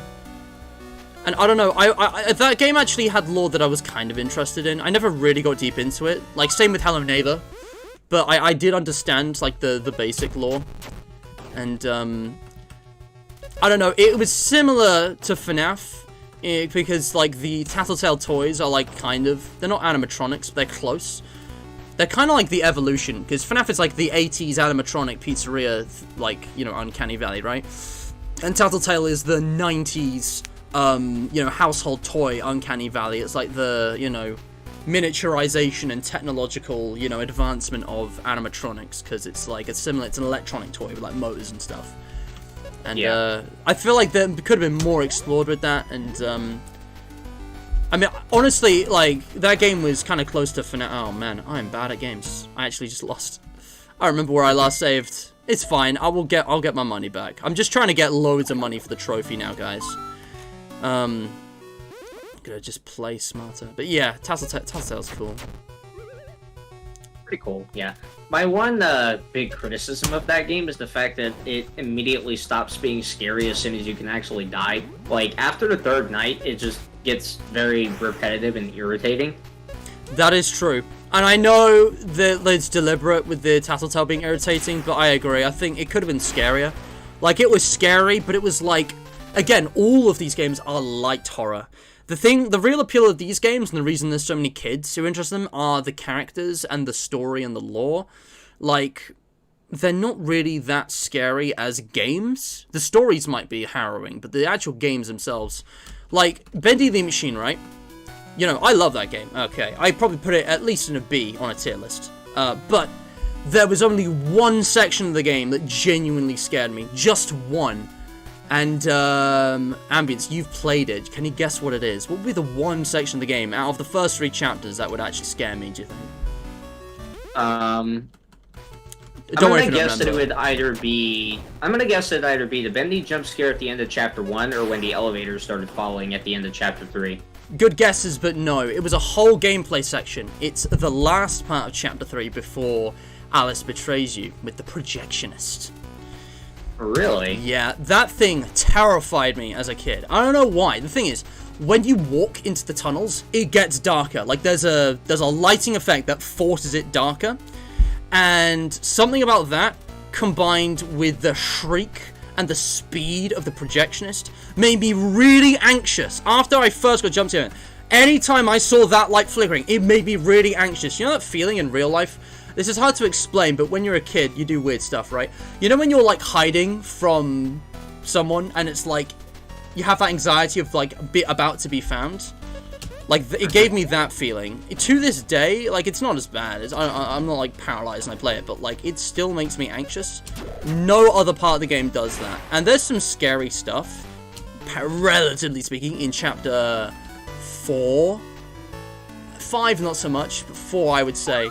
But, man, I don't know, the projectionist freaks me out. You know what? I can actually see it, because that definitely was more intense for me than... like, any Bendy chase, basically, in Chapter 3. Because I just found those hilarious. Ambience's reaction is brilliant. You gotta understand, guys, he was tired, he was bored, and also, he has a higher tolerance for horror than me. You would look this guy as he jump scared you, dead in the eye, in the, you know, light of his projector, in the most monotone and bored voice. Huh, that was kind of intense. That was funny, I will admit. But, like, I was amazed. Yeah, I was like, you're not fazed by this? Me. I was like, holy He crap! just started running after me. I'm like, oh, hello. That was kind of intense. Yeah. The thing is, he recognized it, but like, I'm more of a scaredy cat. I don't know. Like, I just have less of a tolerance for horror because I'm not as like deeply into it. But yeah, again, with when you're used to these tropes, and when you're also, you know, you're having that experience with Bendy. I mean, like, unfair RNG aside, you know, yeah, the clunky design didn't appeal to you. It's just, I don't know. I thought that section was pretty good, but yeah. Yeah, I've only recently been scared by horror stuff, like, a few times, and it's all movies, I'm pretty sure. Conjuring 1 and 2 got me on edge once or twice, and also the ending of the original Carrie. Well, there you go. There's a lot of different types of horror, right, and aspects to it. For me, I think the live-action aspect of most of these movies makes it scarier, because it's more real. It's almost like, oh, this could actually happen, compared to cartoon, you know, animatronics. Found footage helps with immersion, and that also, like the Blair Witch Project I was talking about at the beginning of the stream. Marble Hornets, guys. Really great. So, here's a bit of history on the Blair Witch Project, if you didn't know. So, it was released in 1999, and it was pretty much marketed throughout the early internet and on posters and stuff as actually being a true story. Yeah, I remember this. They went all in. Yeah, they went all in. They had, like, missing posters for the 3 protagonists in the film, which all used the same names as their actors.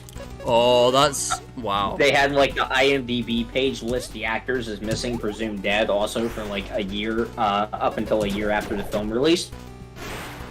And they had all of the lines be improvised also, so that the dialogue would be more realistic, and they actually did put the actors on edge a lot in the forest. Wow. So that they legitimately thought they might be being haunted sometimes. Oh yeah, I think I know about this actually, and not just with the Blair Witch Project, with like, The Shining or one of those. It's like... yeah, this was done with The Shining also, to the point where it's actually controversial. Stanley Kubrick was like... a very controversial director. Because there was like some actual stuff that went down that made people think it was like haunted because there were like real life accidents. Were there any deaths? Basically, he essentially just terrorized Shelley Duvall like the entire time that she was on set. Oh yeah, that was just horrible. Dick move. Anyway, sorry, Creeper. If you want to get lots of money, what's under sweat, you just go into the garden, walk up to a bench, hold A to go into it, give you coins a lot faster. Like this. With the money boots. As opposed to I thought doing fights would give me more money.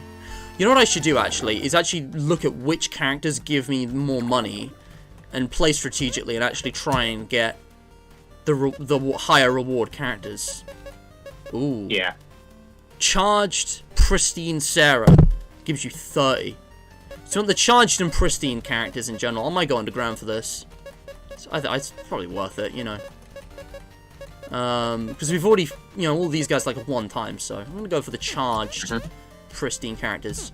Anyway, we're almost there. How much? We are 580. We need like 995, so it's just a grind, guys. Excuse me. I'm just gonna keep chatting while we're going. I need to sip my drink. You were saying, Scott? Oh yeah, people in chat just reminded me of this also. I want to do a stream where I react to VHS FNaF stuff for the first time, because I've legitimately never watched most of it. I haven't seen most of the Swimpus stuff. I haven't seen Baddington. I haven't seen Walton Files at all. Wow, I've seen most of it. Not comprehensively, I'm not familiar with the lore of Walton Files, for example, but I have seen most of it. And hang on, I thought I killed you. Yeah. Wait a second. Walton Files was actually invited to join the Fanverse initially, if you didn't know. It was just that... No, I did not know this. Yeah, the guy who made it actually rejected the offer. Wow. Would he have made a game or like an official VHS kind of thing? Like official VHS stuff. Like, not even... It was gonna be the only, like, non-game entry. Oh, that's such a cool idea. Can you imagine? Like, the Fanverse expanding to beyond even games. Could be other stuff. Like books. That'd be really neat. I've wanted VHS, TV series or mini-series, YouTube series. That'd be cool. Something I made various concepts for also is like Fanverse Frights type stuff. Yeah. Like basically books that would follow the Fanverse games, or just fan games in general. Yeah. God, I mean, books, there's already plenty of FNaF books, so I'm not really as fussed about that. But maybe, this is wishful thinking, because FNaF is nowhere near the status for this, but comic books, I'm talking like Marvel and Star Wars kind of comic books, that would be so cool. I feel like comic books are a gap in FNaF media that needs to be filled in some way. If some of you don't know, this project is kind of dead right now. I don't know what's happening to it, but my girlfriend Lucy and her friend Olivia did actually collaborate to create what is at the moment a pilot for a comic book based on Springtrap posts, like during and post FNaF 3. It's very cool. I'll show you guys in a minute. But yeah, there's stuff like that would be really interesting. And also, I feel like TV series, there's a movie in the works. What if there was some kind of, it doesn't have to be long, like a one-off series on FNaF. It could be like an anthology, like Star Wars The Clone Wars, or it could be like Breaking Bad, like a, you know, even if it's just one season, like, you know, series that focuses on the human characters and their experience with Freddy's or something. There's so many things you could do with that. The idea of just like a Breaking Bad like FNaF show is really funny to me. Yeah. Dude, literally, I had an idea for like a FNaF show a long time ago, and then I watched Breaking Bad and I realized, oh my god, my idea exists. It was already there, and it's better than I would have envisioned it. Yeah. Like, man, I just, you know, I feel like there are some parallels with Walter White and William Afton that would be kind of funny to explore. I mean, it's already been memes. Yeah, something I was gonna bring up when we talked about FNaF movie casting is I would actually like to see Bryan Cranston as Henry. Ooh, I can see that. I think that could work really well. Oh, dude. Yeah, he's got the face and the voice for it, I think. Like, this is definitely based on fan art I've seen, but I do always imagine Henry kind of like me to wear those, like, flannel shirts and like, jumpers and stuff, but also probably have, like, a beard and glasses, you know. There's been some interesting fan interpretations of Henry. I forget the artist. There's someone who always drew him as, like, like a grey-haired dude with like a green and yellow, like flannel top kind of thing, and he had like a beard, and there was someone else. Oh man, I think it was Enchanted Mob. It was the animators. So it was some Minecraft FNaF animator. They drew him fucking smoking. Like, they did like a music video of like Try Hard Ninja's Break the Cycle or something. I don't remember. It was some shitty animation from you. It was probably actually pretty good. It was one of the later ones in terms of animation quality. But yeah, they had him like smoking while standing over Charlotte's gravestone. I was like, damn. Like, I hadn't even thought of that. But like, Henry's probably a broken man at this point. What kind of vices, you know, might he be using at this point? Like, what's his health looking like? Because he's also got to be quite old, so he can't be in too bad health, you know, for the whole Pizza Sim thing to happen. What am I doing? I died again. I need to be using my healing more. Whatever. But yeah. I actually like that we've not seen much of Henry, because the interpretations are really interesting. Yeah, definitely. I'm not, like, super into merch in general, DJ, but Fanverse merch is pretty cool. Kane has showcased some upcoming stuff that definitely pretty neat, honestly. The plushies as well are looking really good so far. Oh, yeah. I got a meme saved on my phone still of the kind of goofy, handsome scale, and it's got like Popgoes in between Candy and Blake, because, you know, I'll show you guys. Let me give you guys visual context and everything, and also remember to save game after Pristine BB, because I keep forgetting to do that. If I send it to myself on Discord, I can show you. But yeah, I still have the meme. Yeah, I'm not really big on merchandise either. Here's the thing. I used to be, right? I used to be pretty big on merchandise. But I looked at the new U2s, for example. The Fanverse U2s. I was like, holy shit. This is the FNaF merch I've dreamed of for years. I should get this. And I was like, I'm spending $40 on a hunk of plastic I can look at pictures of online. Basically get everything I need from that. Because, like, once I've got them, it's like, well, it's, you know, I'm an adult. I'm not going to play with toys. It's not like they're posable action figures anyway. I'm not going to use them for anything like animation, like stop motion, or one of my hyper-rated games. That's kind of what it's been for me also, is it's like, I look at it practically. Yeah. Because like DJ makes videos with like loads of merch. He does like plush videos and skits and stuff. But me, like, I have no use for merchandise, and it's like, I know this sounds like a very boring adult thing to say, but it's responsible. I don't have $40 to waste on some plastic toy that I can look at pictures of online and still like enjoy the merch of, you know, because I'm not going to be doing anything else. It would just be sitting there on my shelf. Like the Funko Pops I already have that I don't do jack shit with. You see these? Some of these I haven't even opened. Yeah. Yeah, I think one of the reasons that merch is so popular, actually, is just because of how many FNaF YouTubers do videos on merch. Ah, yes. Guys, like, check it out. I set up this, well, I say I set it up. I joined after they set it up. Johnny and Ozone and Deepest made this, like, creators server for us to all hang out in. So there's people like Astra, Baddest, Plain Trace, a bunch of other people also, like TNT Muffin, David Barron. But they basically made like this FNaF content creator server to hang out in, and I've just realized that probably over half of the people in there do videos on merch consistently. Yeah. Do you guys remember Puppet Steve? No, that's a kid's channel, but even I've seen some of his videos, like one or two, because YouTubers always have a part in this. You know, it's like how Markiplier kind of, you know, and other Let's Players of the period, you know, had a big impact on indie games. The merchandise aspect's like a whole dimension of that, which is pretty similar. I remember when Puppet Steve was, like, so prolific with his, like, merchandise showcases of franchises, including FNaF, that he got to, like, speak with Funko, I think, like, exclusively. And there was a rumor of, like, a Puppet Steve wave. He would basically decide what characters of merch would be made for one of the waves, and he got like the community to have input in it. So basically the FNaF community was actually getting to have the characters they wanted made. To that day, I don't think that's actually happened. Like, we haven't had the Withered action figures. You know, there's a Puppet and Nightmare Fredbear action figure in Help Wanted, but we can't have one in the real world, which kind of sucks. I wouldn't mind having that, because I have collected the action figures specifically. and I used those back in the day for videos and projects and stuff. I'm actually really happy with that, because, like, I didn't collect them all. There were a lot of shitty ones, but I got the first 4 waves, and they were really good.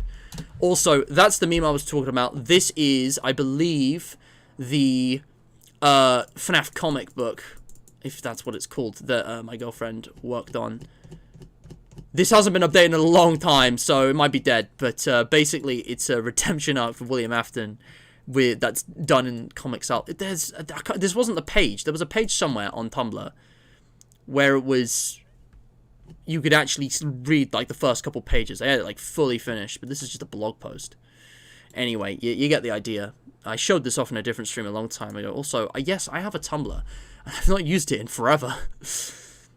A lot of people are thinking of moving to Tumblr, it sounds like, because Elon Musk is tanking Twitter as quickly as possible. I just remembered, I wanted to talk about this when you mentioned Twitter, like, way back at the start of the stream. I said I'd come back to this after the break, just as I was leaving. Yeah, everyone's using Twitter, but, like, Twitter is tanking. Have you guys heard the news? Who knows about the news? You basically just said it. I was reading it earlier. Yeah.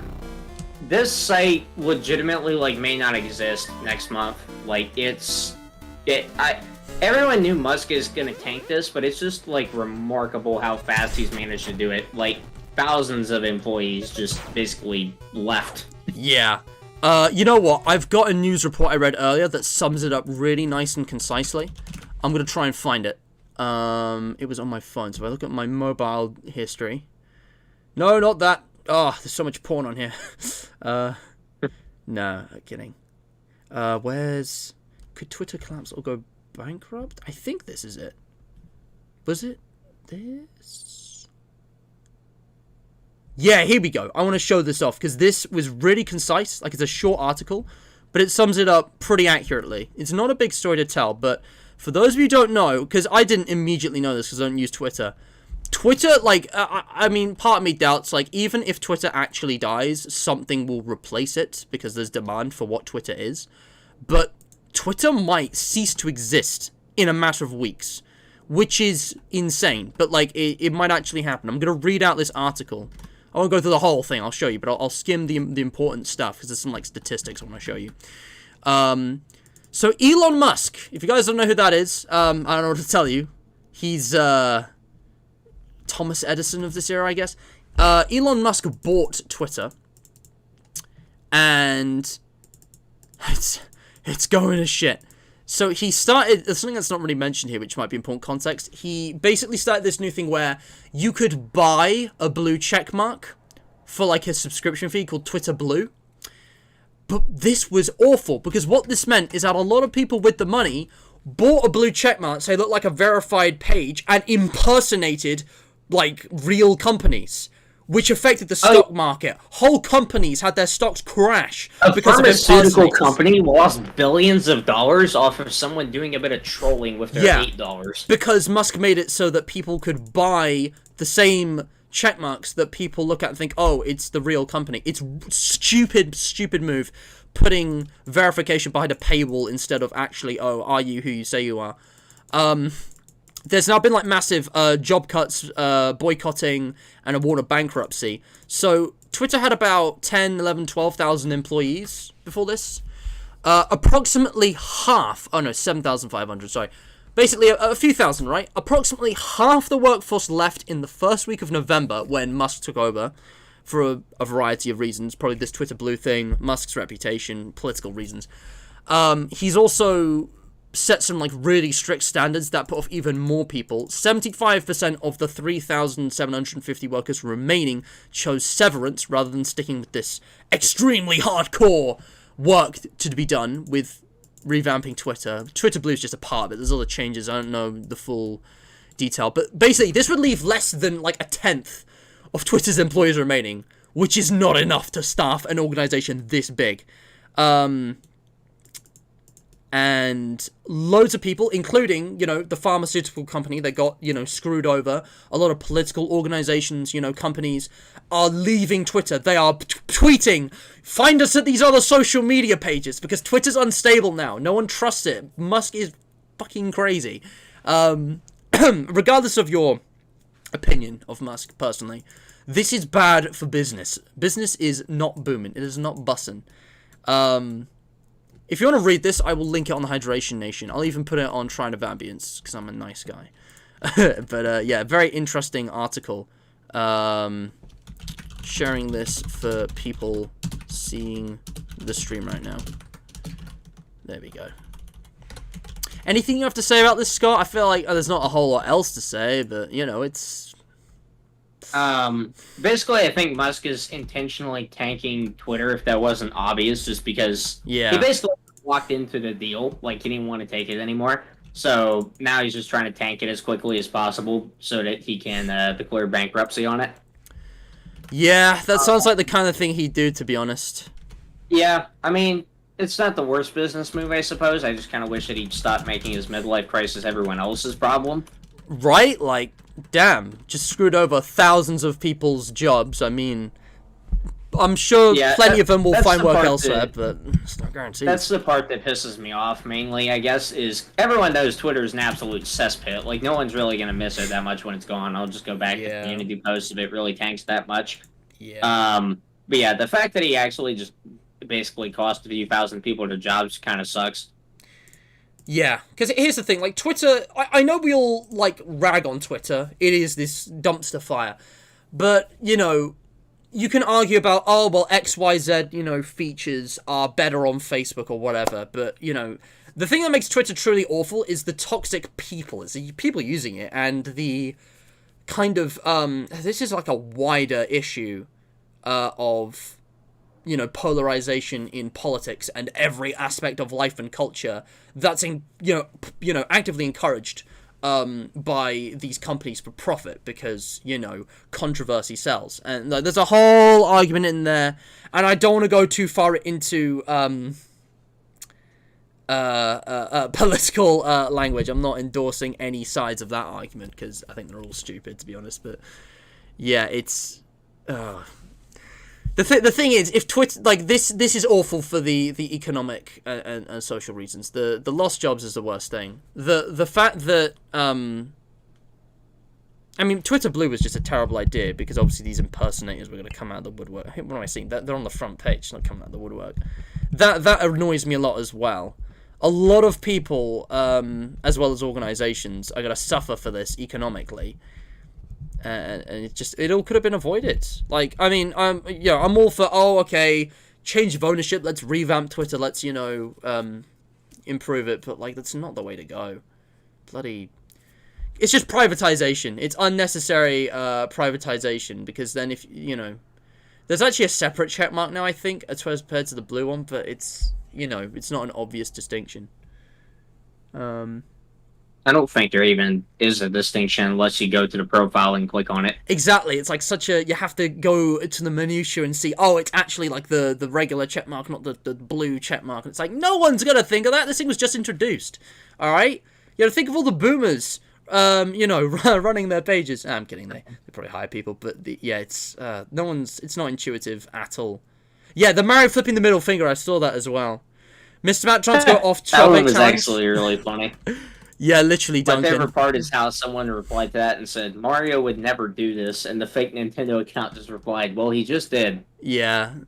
See, that was funny, but, like, the thing is, a lot of those tweets actually were harmful. What am I doing? And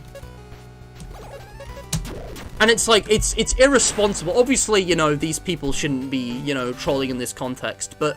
To be honest, I wouldn't be thinking about real-world consequences if I was the guy impersonating that pharmaceutical company. They said they'd, like, sell, something for free. What was it? Penicillin? They said, no, penicillin is now free. It was fake, obviously, yeah. Like, I could see myself doing that, quite frankly, if I didn't understand the whole Twitter Blue thing. And obviously the people trolling are terrible. And this goes back to what I was saying earlier. It depends on context, right? I wouldn't troll people if it was actually going to be harmful. But, you know, dunking on Theft King is perfectly acceptable in my book. But, it's Musk, man. And, terrible, terrible business. Like, I'm able to be passive because I don't really use Twitter. But, like, this might empower Meta, you know, and Zuckerberg, because people are probably going to go to Facebook rather than Twitter. I think so people have been saying Tumblr, though, to be fair. I don't really know what the alternatives to Twitter really are, other than those two. Because not really a whole lot outside of, like, extremely niche, more political leaning sites. Exactly, which is why if Twitter goes down, we might see the rise of like a new social media platform that might just suddenly like become really popular. You know how like Snapchat or sorry, TikTok kind of blew up after, you know, Vine died and Snapchat kind of, you know, waned out. Like TikTok just boomed. I think we might be seeing something like that again if it actually goes as far as Twitter shutting down. I think it would take a lot to actually kill Twitter, though. Yeah, like, it's an opportunity for, I guess, social media reform. This might actually get the attention, good attention of... Yeah, if the platform is good, I would honestly, like, be interested in seeing a new social media platform, like, completely rise to the top. Yeah. Like, imagine Twitter, but the character limit isn't there, or at least it's not as annoying. It's not as toxic because it's regulated properly and it's actually not, you know, politically biased. It's a pipe dream, but, you know... I don't know. It would be interesting, you know, if we actually got a replacement to Twitter that was more, I guess, wholesome. Yeah, we've never really seen one, I think, because everything that's tried to replace it either never gets off the ground at all, or is, like, very specifically made for a political gimmick. Like, there's a lot of, like, alt-right alternatives, for example, to Twitter. That's a real problem. You know...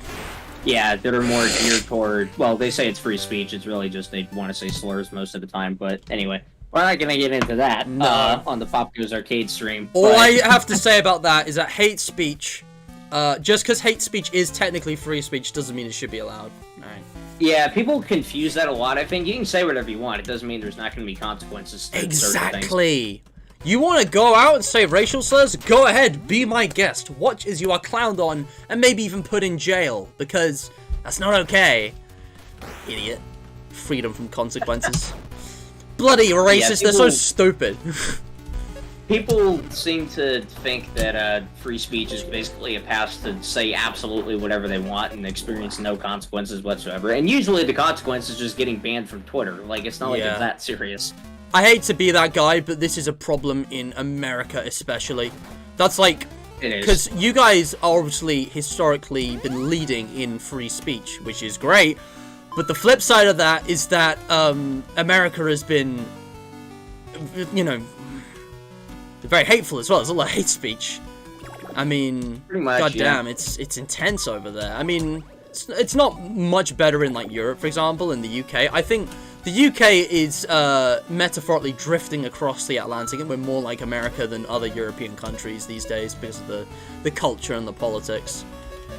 But yeah, no, it's kind of rough. Pristine Popgoes really had the same amount of health as you. When was the last time you saved? I don't know. I just made sure I just saved though. Because yeah, I need to keep remembering to do that. This is taking way longer than it should, but I got 720 now, so we're getting there. I'm gonna take a trip to a different forest. Actually, no, I'm gonna take a trip to the underground. Because that's where the most money is. I just need to come back up to save. I don't know why I went to the garden. Oh, I should trade in... I don't think I can. I think I'm out of Balloon Boy juice. I was gonna trade in more of the scrap. I'll trade with Blake. Let's just max out the armor. Oh, we're close. The armor is almost maxed out, boys. Is there an actual item called Balloon Boy Juice? Because I cannot remember. No, there isn't. I'm making that up. Okay. Scott! Both of you! No! Tales from the Pizzaplex authors, don't you dare! Don't do it! Oh, what? Tales from the Pizzaplex number 8, Balloon Boy Juice. What, watch them have Balloon Boy actually be haunted by a 40-year-old man? I don't know. That came up in the FNaF Smash Up Pass, I think. I just remember that from somewhere recently. Yeah, the new Gamer Bear. Toy Freddy for Evergreen? I actually don't know what you're talking about, DJ. Yeah. Yes, agents. I'm pretty sure I saw it preemptively because of BMC, and it is very cool. Yeah, Popgoes, guys! Imagine talking about the game we're playing. Pfft, couldn't be me. Right? Again, the thing is, I've played... I mean, this isn't, like, new content, mostly. And that was especially the case on the charity stream. The charity water stream. We got passed on everything. Like, I wasn't even acknowledging the game. We were just having a conversation. It was nice, though. That's what kind of stream this is. Oh, boy. Yeah, I don't remember if I had anything else to say specifically, but we can talk about Popgoes, because, I mean, this is, again, I think with the same way that Boris and the Dark Survival was like just a spin-off game, like a mini-game for Bendy, this is like a teaser game for Evergreen. This is pretty similar, I think about it, yeah. But, to be honest, I love all of them. But I think to diminish Arcade as just a teaser game is to kind of ignore its own value, because this is actually a pretty big, fleshed out game. Compared to Boris and the Dark Survival, for example. That game's great, it's got a lot of content, but like this, to be fair, I think the Machinist makes or breaks it. I think the Machinist has really made this into a full game. So it's not like just a game that's teasing for another game. It doesn't exist to serve another game. I think that diminishes its value. I think this was really a brilliant game in its own right. Yeah, I've been around BMC since like the beginning of June, and the Popgoes team really did put like a ton of effort into this, I will say. They did. Like, I know we didn't get what we originally planned with maybe interviewing one of them here, but maybe one day when Evergreen is, you know, on the way or something, I might have a chance to talk to Ellie or even Kane. Technically, I have actually talked to Kane Carter, guys. Fun fact, I don't know if this really counts, but we were both in Ambience's live chat when Ambience was playing Chase Animatronics one time, and we had a bit of a back and forth. We replied a few times, like, because I would say, I literally told Ken Carr, like, this is my favorite game out of the ones you've made. Chase Animatronics, well, that might be changed now. I've been impressed by the Machinist, but I love Chase Animatronics, and it was fun to, because also, his reactions to your playthrough were brilliant. He was like, what is this? This is not how it's meant to be played. It's really slow. Why is it lagging? Yeah. But it still worked fine. I've had that with you as well. I don't know why that happens. Sometimes it just goes in slow motion.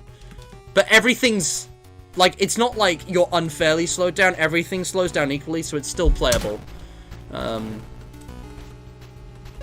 know this is another random tangent, but that's actually kind of like Baldi's Basics. The plus version of the game is just the same thing, but really fast.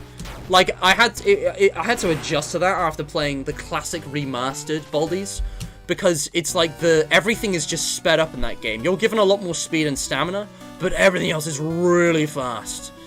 But that's kind of intentional, because it's supposed to be like a chaotic, like, you know, arcade kind of experience. Sure thing, DJ. I'll do that. I'm just gonna finish this fight. I don't really talk to Kane very much anymore. I think the reason that, like, we were mainly associated with each other around the months of Arcade's release is this is basically just how we met, and like how it continued throughout the next month or so. Is we had a common goal, which was to counteract FNaF King. Like, for me, it was just because I didn't like the guy, and for Kane, it was because he wanted his game to actually sell well. So that started off with like the Fanverse interview, and then just basically trying to like continuously promote Arcade and counteract the negativity toward the Fanverse.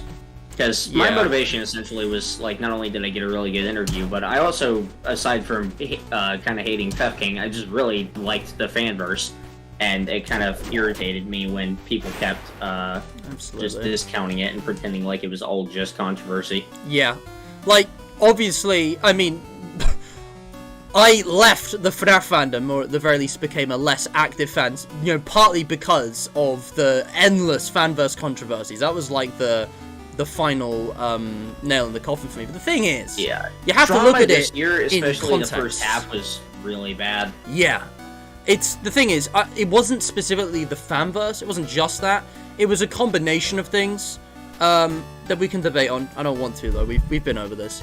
That were really just about the fandom more widely, I think. Like, the thing is, the specific controversies, you know, fair enough. They put the rest of the fanverse in a bad light. But the things that FNaF King was saying, and the way he was presenting them in his videos, were just straight up, like, libel. What's the other? No, not libel. What's the other one? Hearsay? I can't remember. Dude was basically lying. It was just completely unfair, because looking at Kane specifically, and his team specifically, and this game specifically, it's, you know, it's a whole different story to Jonochrome, or the Pear, or the... God, I've forgotten the names. One day, I'm gonna be able to forget all the names, and that's the day I'm gonna live happy. Afterbuilt. Yep. Yeah. You know the guy. Jelly-Liam. That was Gelatine. Well, Jelly-Liam. Gelatine. That was, yeah. God. Jelly-Liam runs the team, Jelly-Liam. I was so disappointed, dude. Like, half of the time, it was, I'm not mad. I'm disappointed. I'm just disappointed. Yeah. I mean, and then the other half, I was seething.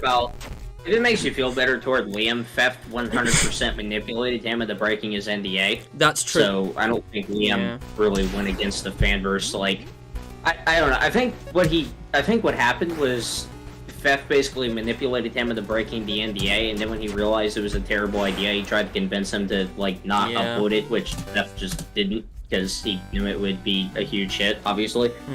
And then I think Liam kind of panicked and decided that he was gonna try and like get Theft as a last-ditch effort to get him to take the video down. He was gonna say that like the fanverse devs were like basically demanding that he take it down or he was gonna get sued or whatever. Which he didn't think Theft would actually publish, but he did because he's Theft. So. Yeah, the thing is, when the Afterbuilt thing first happened, that was the one I felt the most conflicted on, and I think I might have mentioned this on stream before, I don't know, but I definitely mentioned this privately with Ambience and on Discord somewhere. Because I actually I didn't know Jelly-Liam. I thought, okay, I don't know this person, I have no opinion of this individual, but Final Nights 4? I love that game, and I actually thought Afterbuilt had potential. I did like it, but, you know, what it was so far. But regardless, that's not important, because the thing is, the revelation that Theft Game manipulated him made a lot of things align.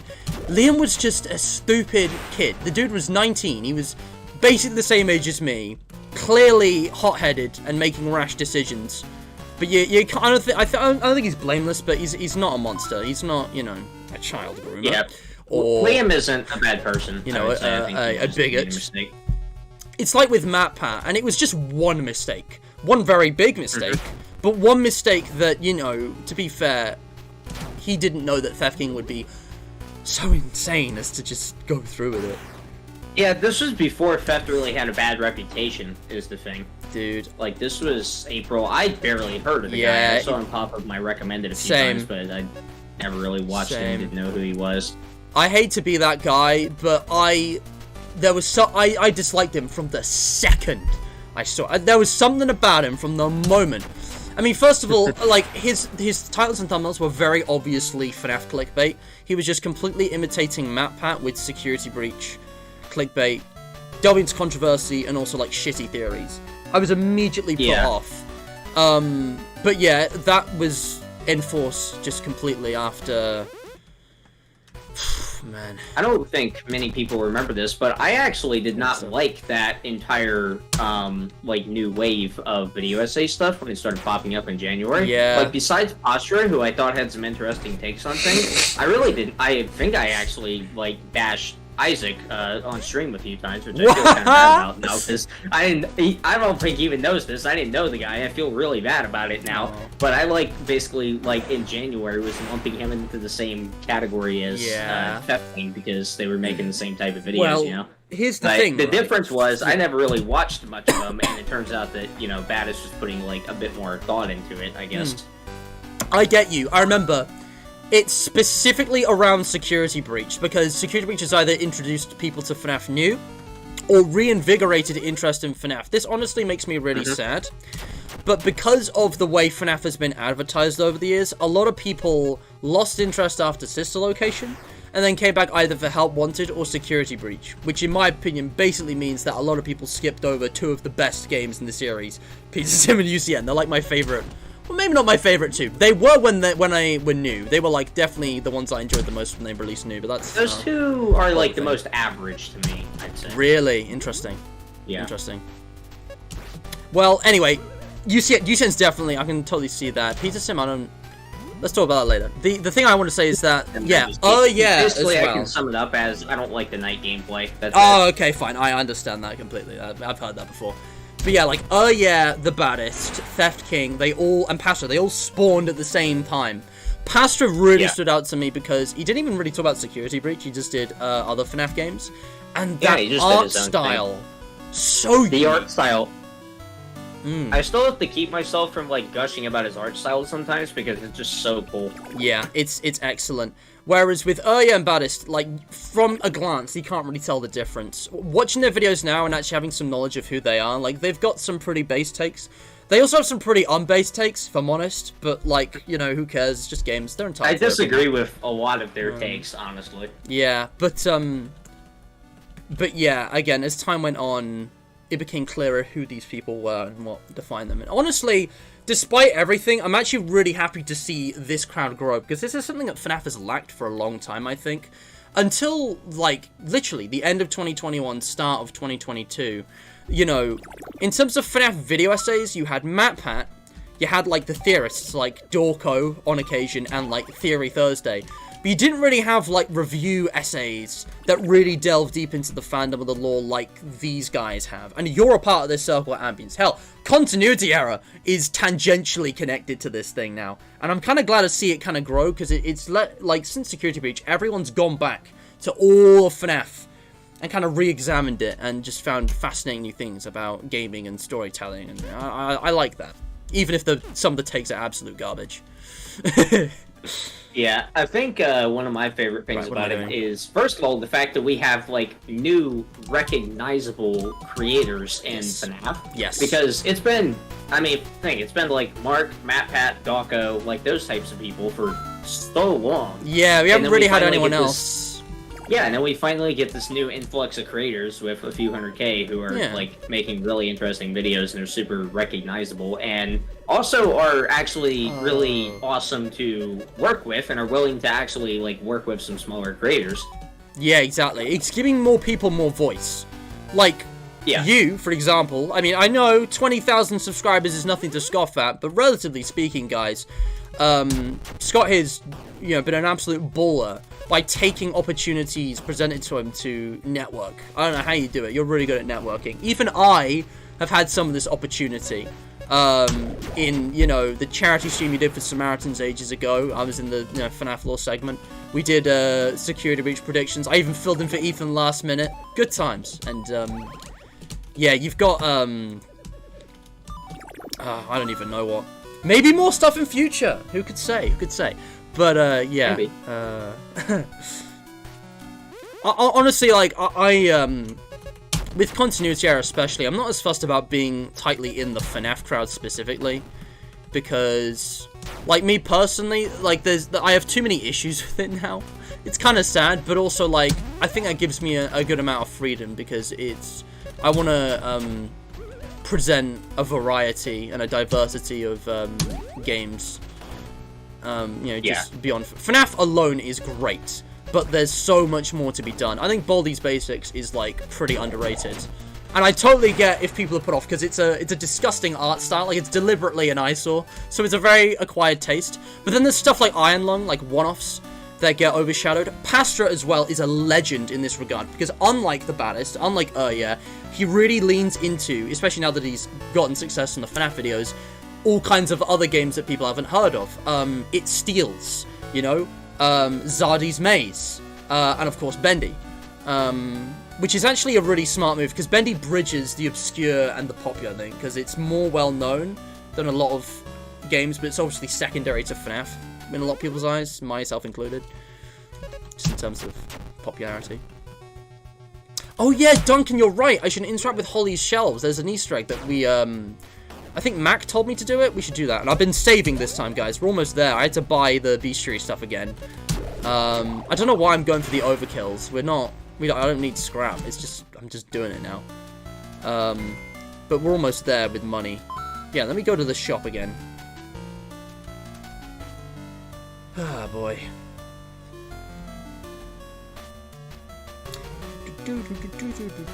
I love these hangout sessions. Me and Scott, like, I mean, this goes for everybody, but I don't voice call people often. Except my girlfriend, I guess, but, like, I don't talk, to people, like, at length very often. I'm, like, a low-maintenance, friend. But it's like, when we do talk, like, we could go for hours with all kinds of interesting stuff. And, like, you're just one of those few people I know who's always got interesting to see, and I love to see it. So, thanks. Thanks for turning out.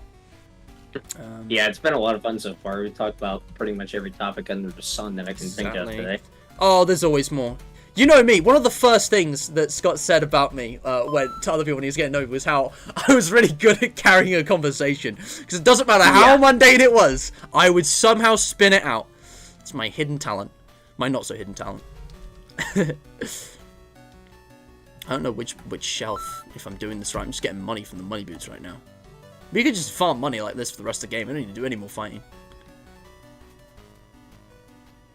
I don't know if it's a specific shelf. I might look this up on Steam.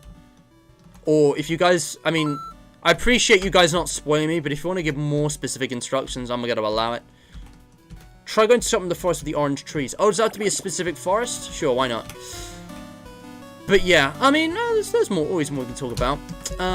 Orange is the west, the autumn forests. Yeah, I know what you know. On the topic of those guys also, like Posture and the other thing that was really cool to me is the fact that, actually gave, like, some, notoriety to the Max Mode community with the whole Titan Sun 1422 thing. Because as soon as he started talking about, like, hardest or unbeatable modes, I'm like, I've got to talk to him about this. Like, we're on this right now. Because I saw that video, and I'm like, if this is anywhere near as hard as I think it is, no other group is realistically going to be able to beat this, like, within a few months. So, like, if we all get on this, like, we could actually crack it. And it took Shooter 25, like, 3 months, was it? Like, a long time. We cracked it within a month, but he actually spent 51 hours on it. 51 hours, like, and he's basically the best in the world.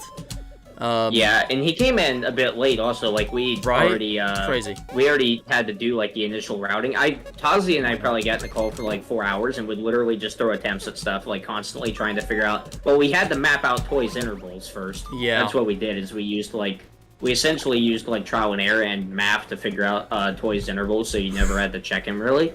Exactly. Crazy. And then Shooter started figuring out, like, cycles and stuff like that to go to the windows.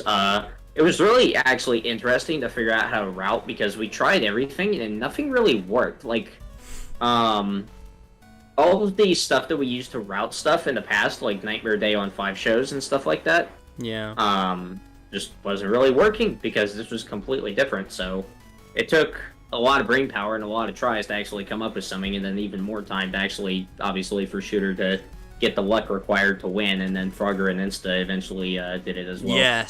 Yes, they did. But, yeah, it was really cool, I think, for all of us to actually do a max mode, like, in the public eye, because the last time I can remember anything like that happening was the Tactic Crew stuff with Dawko. Yes! This is the thing, like, the, Oh, Duncan, I just saw a DM, thank you, I'll address that in a moment. I was just saying, like, the FNaF, like, pro, like, the max mode niche, I mean, you guys have been around for, like, a while, like a year. Maybe not a long time, but, you know, I had been a FNaF fan for like 7 years. I thought, I'm a veteran. I know everything there is to know. And I was proven wrong when I found this community because, like, it is incredible how deep you guys have explored the actual gameplay and the code of the FNaF games. It's a dimension that I didn't even, like, think about very much because I thought, well, the FNaF games are pretty simple. I watched the tech rules video. That's basically it, isn't it? No, it isn't. And, I love that you guys got more attention. Actually lined up that we haven't gotten to yet. Oh, damn. Well, there you go.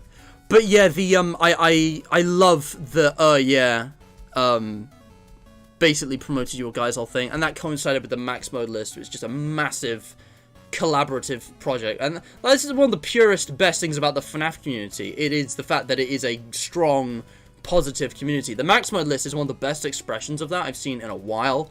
Like, seeing this many people come together to create this really interesting tool, for anyone on any level to challenge themselves with Five Nights at Freddy's gameplay, it's brilliant.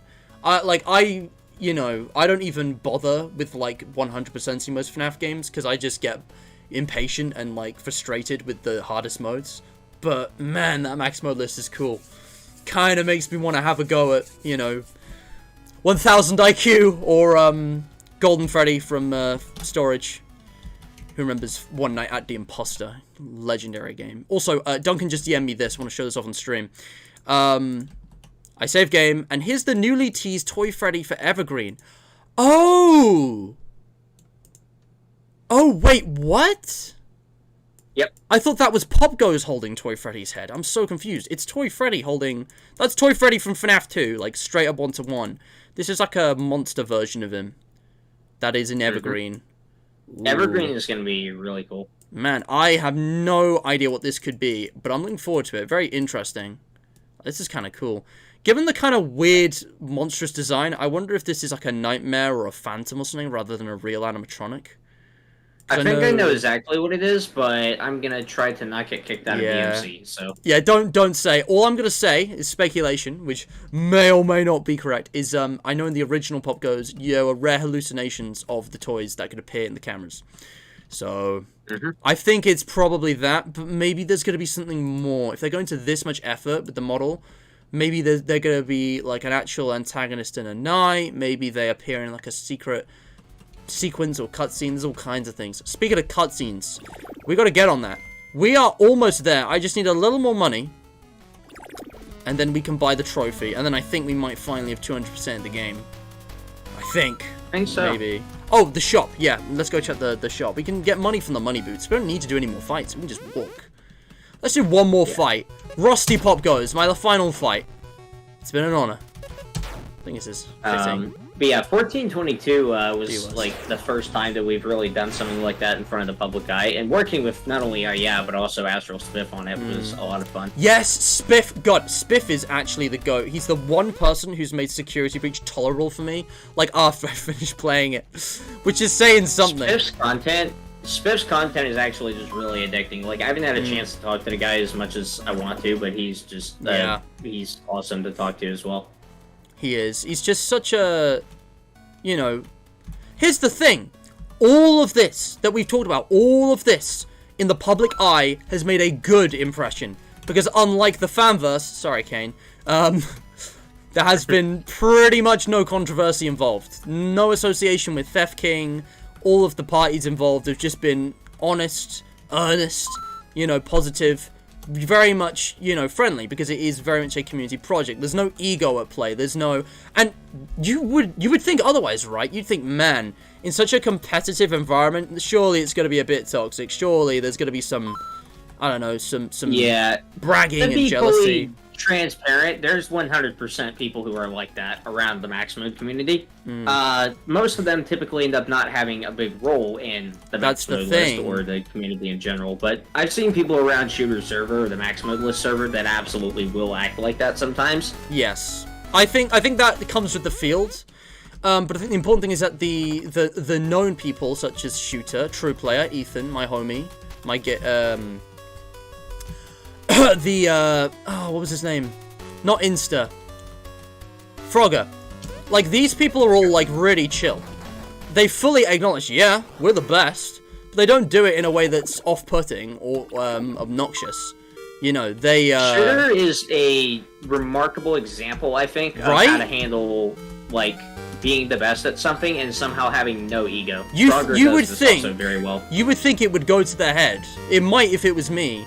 But no, they've got a quiet, individual confidence. They've got this, you know, humble attitude, which I massively respect, because it just makes them all the more likable.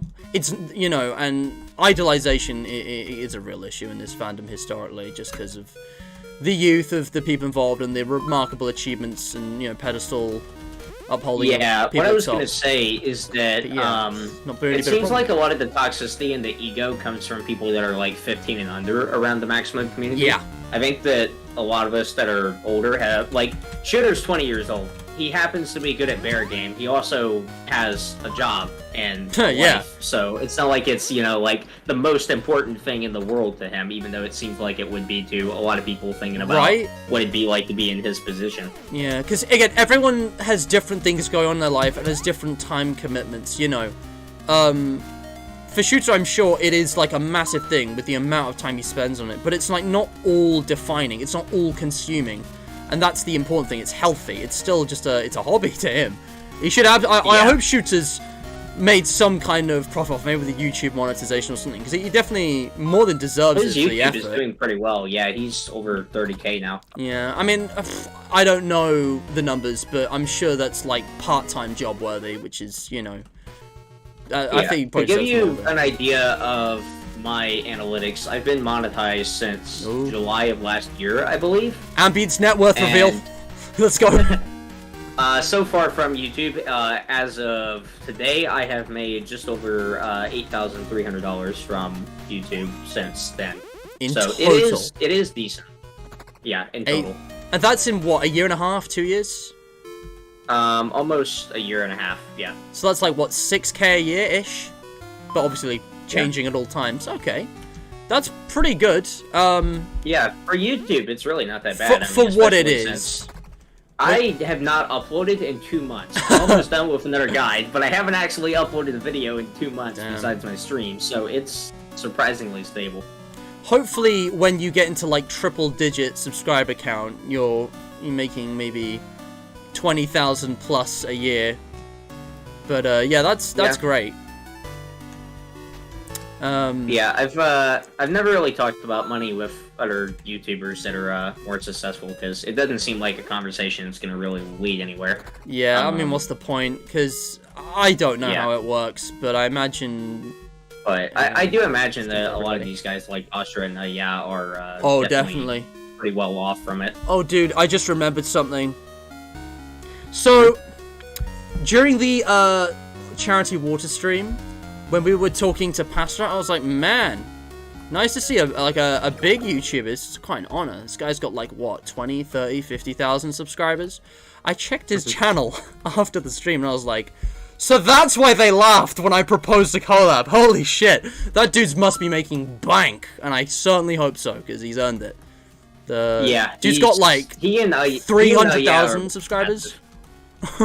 I expect he and will possibly hit 300k by the end of the year. Definitely. Like, I didn't realize just how huge they were, because they grew so quickly. I first watched Pastra when Pastra was at like maybe 100k or less. When they were like 2 or 3 videos. I found Pastra initially when he had less my sub count, and I predicted immediately he was gonna like explode in popularity. Wow, well done. That's cool. It is. He's very talented. He does some of the most interesting video essays I've seen in forever. So this is what you guys meant by purchasing songs from the jukebox. I didn't know this was a thing. I just realized I got enough money for the trophy, but nope, I'm putting it off. We're doing this first. This is fine. I want 100%, 200%. We gotta do it. There we go. Achievement unlocked audio file. Oh, I also got an achievement earlier I forgot to mention for maxing out my armor. I am now the Chosen 2 as opposed to the Chosen 1. Alright, I guess this isn't our final fight because we need to do some of this. There we go. Always the overkill. Livy, welcome to the stream. How you doing? But yeah. Also, yeah, Kane's YouTube. Yeah, I'll check that now, DJ, before I forget again. But, yeah. I think the stream's gonna end soon, guys. This has gone on longer than I thought it would, but I think give me 30 minutes and we'll probably be done. Because I know now what we need to do. Why? Oh, right, yeah. Oh, actually, I wonder.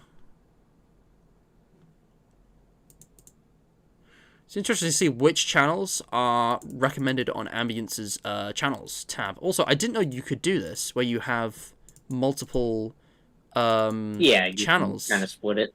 Oh, I should totally use this, because I've had trouble with this for a while, because I'm like, man, okay, so I put my other channels. I know big YouTubers do that, but man, there's so many cool people I collaborate with. We should share them, even though they're tiny channels.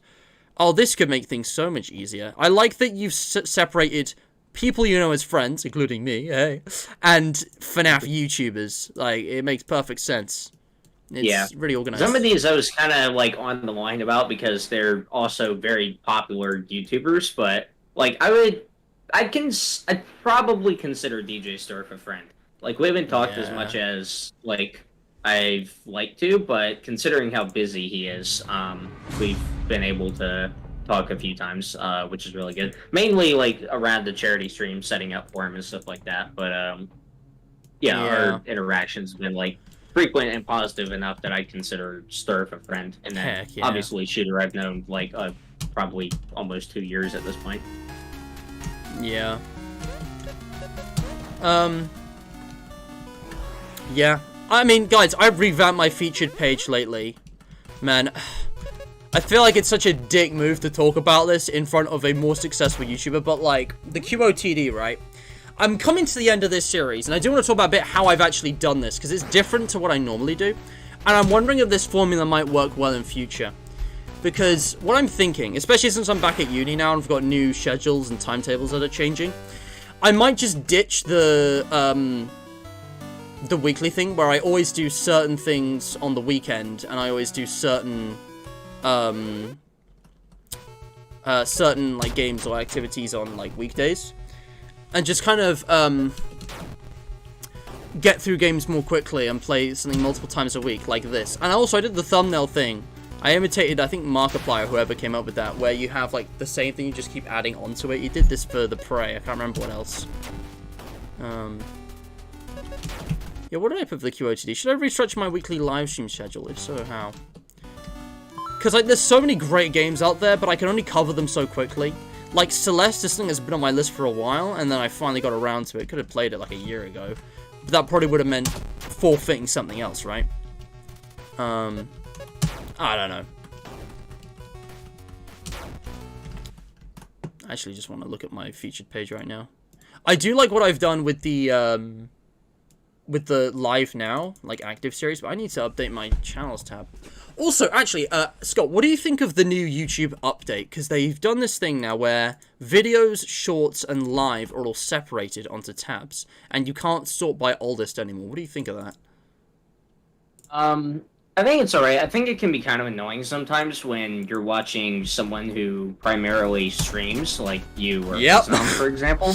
Exactly. Yeah. So that can get kind of irritating, I think. But at the same time, I feel like it might be good because one of the reasons that I started unlisting my streams shortly after they were finished is because they were clogging up the videos page. Exactly. So I may actually not need to do that anymore if I feel like it. Yeah, see, most YouTubers do that, but I'm different. Like, I'm not like, who did you say? The Baddest? Or whoever who does, or Fiznom even, who does a lot of live streaming alongside, like, actual, like, highlight videos or video essays or whatever. Yeah, Phil's the one who mainly does that. I kind of like it, but I feel like there's too many tabs now, and there's only 2 filter options. So what I would have done is just added shorts and live stream to the filter option. But then, I feel like people would still keep their live streams unlisted, because only so many people are going to go to that effort. So I don't mind it. It's actually pretty good. But now I'm looking at my videos and shorts tab and thinking, man, this needs cleaning up. Like, I did a tidy up recently of the videos, because I had all these random videos, like pre-recorded premieres and whatever from ages ago, that were now all displaying on their own. So I've, like, unlisted a bunch and done this, that, and the other. Yeah. I don't know, it's organized, but I wish you could still sort by oldest. That kind of bothers me. That's still annoying. Oh, man. Beginning to think I should have bought the trophy before the music. We're back at like 535 here, so I've got to grind for more monies. I'm just gonna grind down here, I think. Oh, since we never got the chance to finish talking about it, what about FNaF movie casting? FNaF movie casting, yeah, sorry, I went completely off topic. So Bryan Cranston as Henry. I see it, I dig it. Yeah. Aaron Paul. I don't know, I need to think about this. Because now I can only think of the Mario movie memes now of, like, you know, Willem Dafoe as William Afton, you know. Honestly, I can kind of see that. I don't think it'd be terrible. It's a bit stereotypical, but like, yeah, he would do that role well, I think. The other actor for William Afton I've seen thrown around a few times that I think would be really good. This is probably my preferred pick. What do you think about David Tennant as William Afton? Dude, the thing is, right, when I see David Tennant, I think Doctor Who, but I'm aware of his role in Jessica Jones. I think Barty Crouch Jr. from Harry Potter. That as well. Yeah, you know what? David Tennant, that's a good pick. And he can do an English accent, but also imagine Scottish William Afton. I think that's a good pick, actually. David Tennant. Ooh. God, I can't think of it off the top of my head. I don't remember, like, there's just so many actors out there. But yeah, that would be interesting. And then Michael Afton would be interesting to cast as well. I'm trying to think of who Mike would be, because that's like, he's the protagonist, right? Yeah. But it's got to be someone that you could like kind of identify as the son of whoever's playing William. So who's like David Tennant? Yeah, I'm not sure how well this works in this regard, and he's an American actor, so like you'd have to be able to put on a good accent. But Joe Keery is a pick that I could maybe see. Maybe. Yeah, I don't know. That makes sense to me. I watched the movie that he was in recently where he played the lead. He was basically like a Patrick Bateman type serial killer, and he actually is like pretty good at it. Right, there's something. Oh yeah. Wait, Christian Bale. Christian Bale is William Afton, guys. I think he could do that, but I don't think it'd be as good as Tennant. I think Tennant would be a bit more suited. I don't think Bale would work that well as William. I feel like I don't know what it is.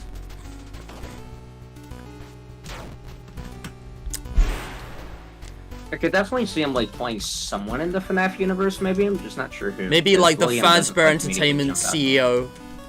You know. Yeah. Actually, yeah, that would line up really well with how he plays in American Psycho. I can imagine, you know, because God, this is a part of FNaF that's not explored enough. But the human characters, what happens during the daytime? I would love some kind of game where we saw like FNaF 2, but during the daytime. Like imagine. Because, like, who actually runs Fazbear Entertainment? This is, like, there just seems to be this weird, faceless entity, especially in the newer games, which, honestly, I just don't think they know what they're doing. Because, like, it was Henry and William in the beginning, and then there's a lot of theories. I think that, the convicted person in the FNAF newspapers was Henry. I think William framed him, because Henry was the most logical suspect, and this is supported by the books. Regardless of that, Henry and William both end up out of the picture after, like, sister location and that kind of thing. So, like, who's running Fazbear Entertainment? We know this Phone Guy. Phone Guy's, like, the most senior person we know. But yeah. I feel like there's the CEO in the newspaper as well.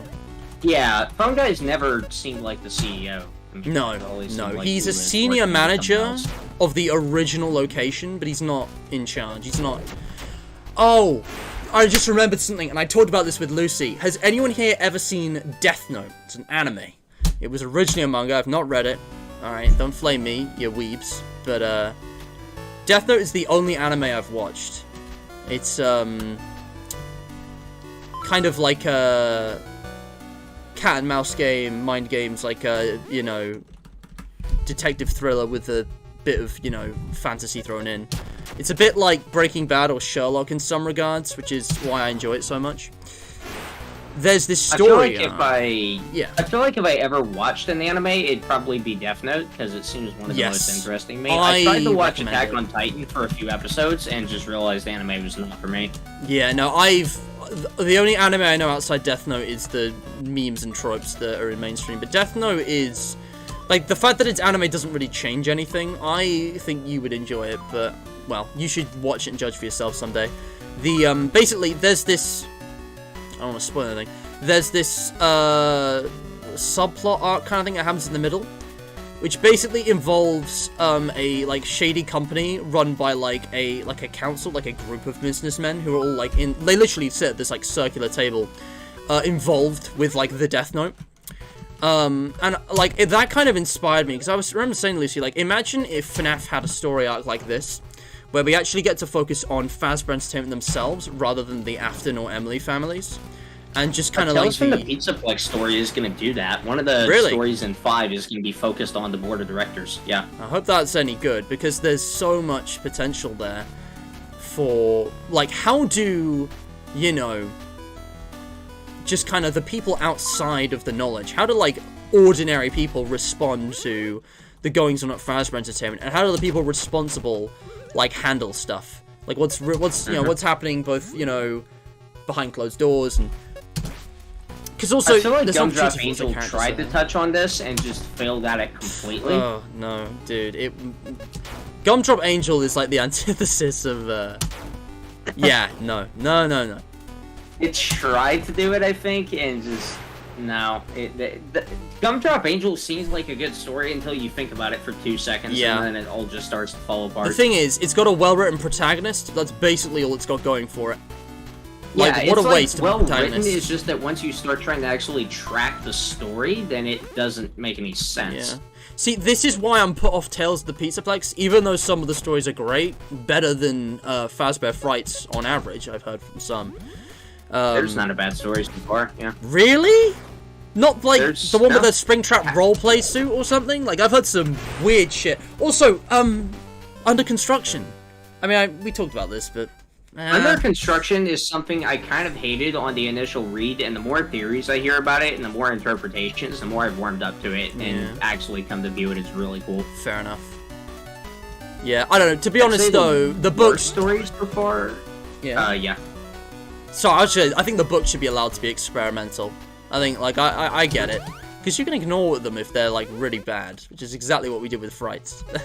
Yeah, I love the experimental parts of the books. It's good, because it's evolving the franchise, unlike the games, which are endlessly looking backward instead of forward. It's the opposite!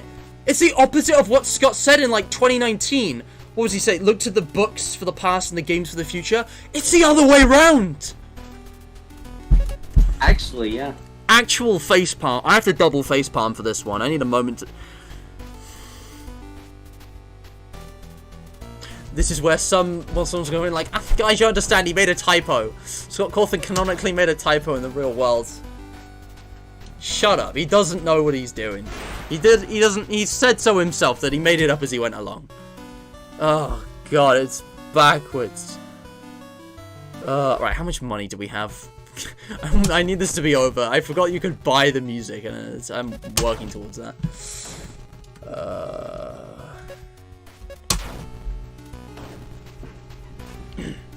Anyway, yeah, but like...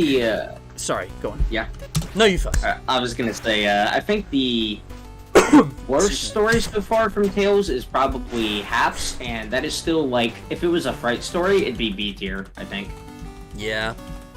I think I actually remember that. Isn't that the construction robot underground? Kind of connects to Under Construction that way. I remember the cover more than anything. It does, actually. The attractions in Under Construction and Haps are referenced in the other story. But hey, at least they got continuity going within that. Like, goddamn. Yeah, I'm surprised at the amount of continuity so far. The thing is, FNaF has great continuity in all of its separate, like, lines of media.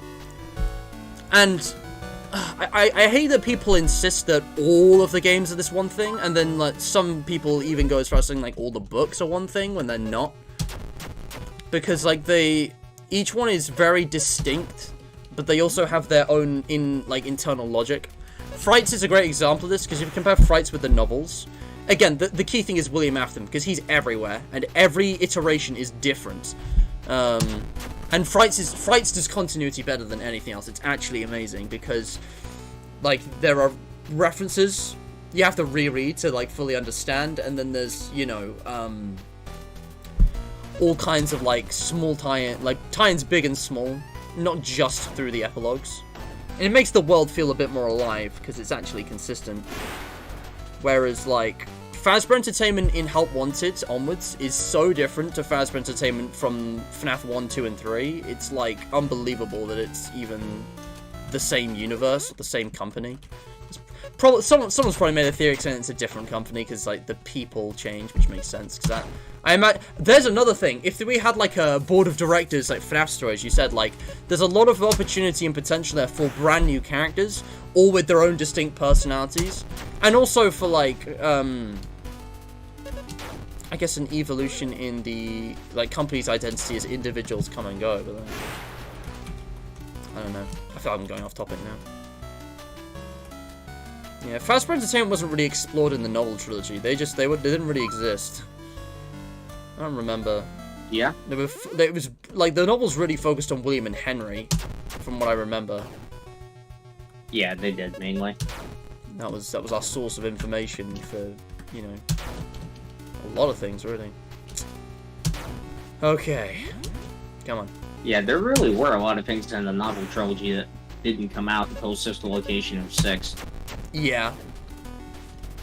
I hate that, like, those games relied on the novels for story, but you know, I don't know, it was neat, I guess.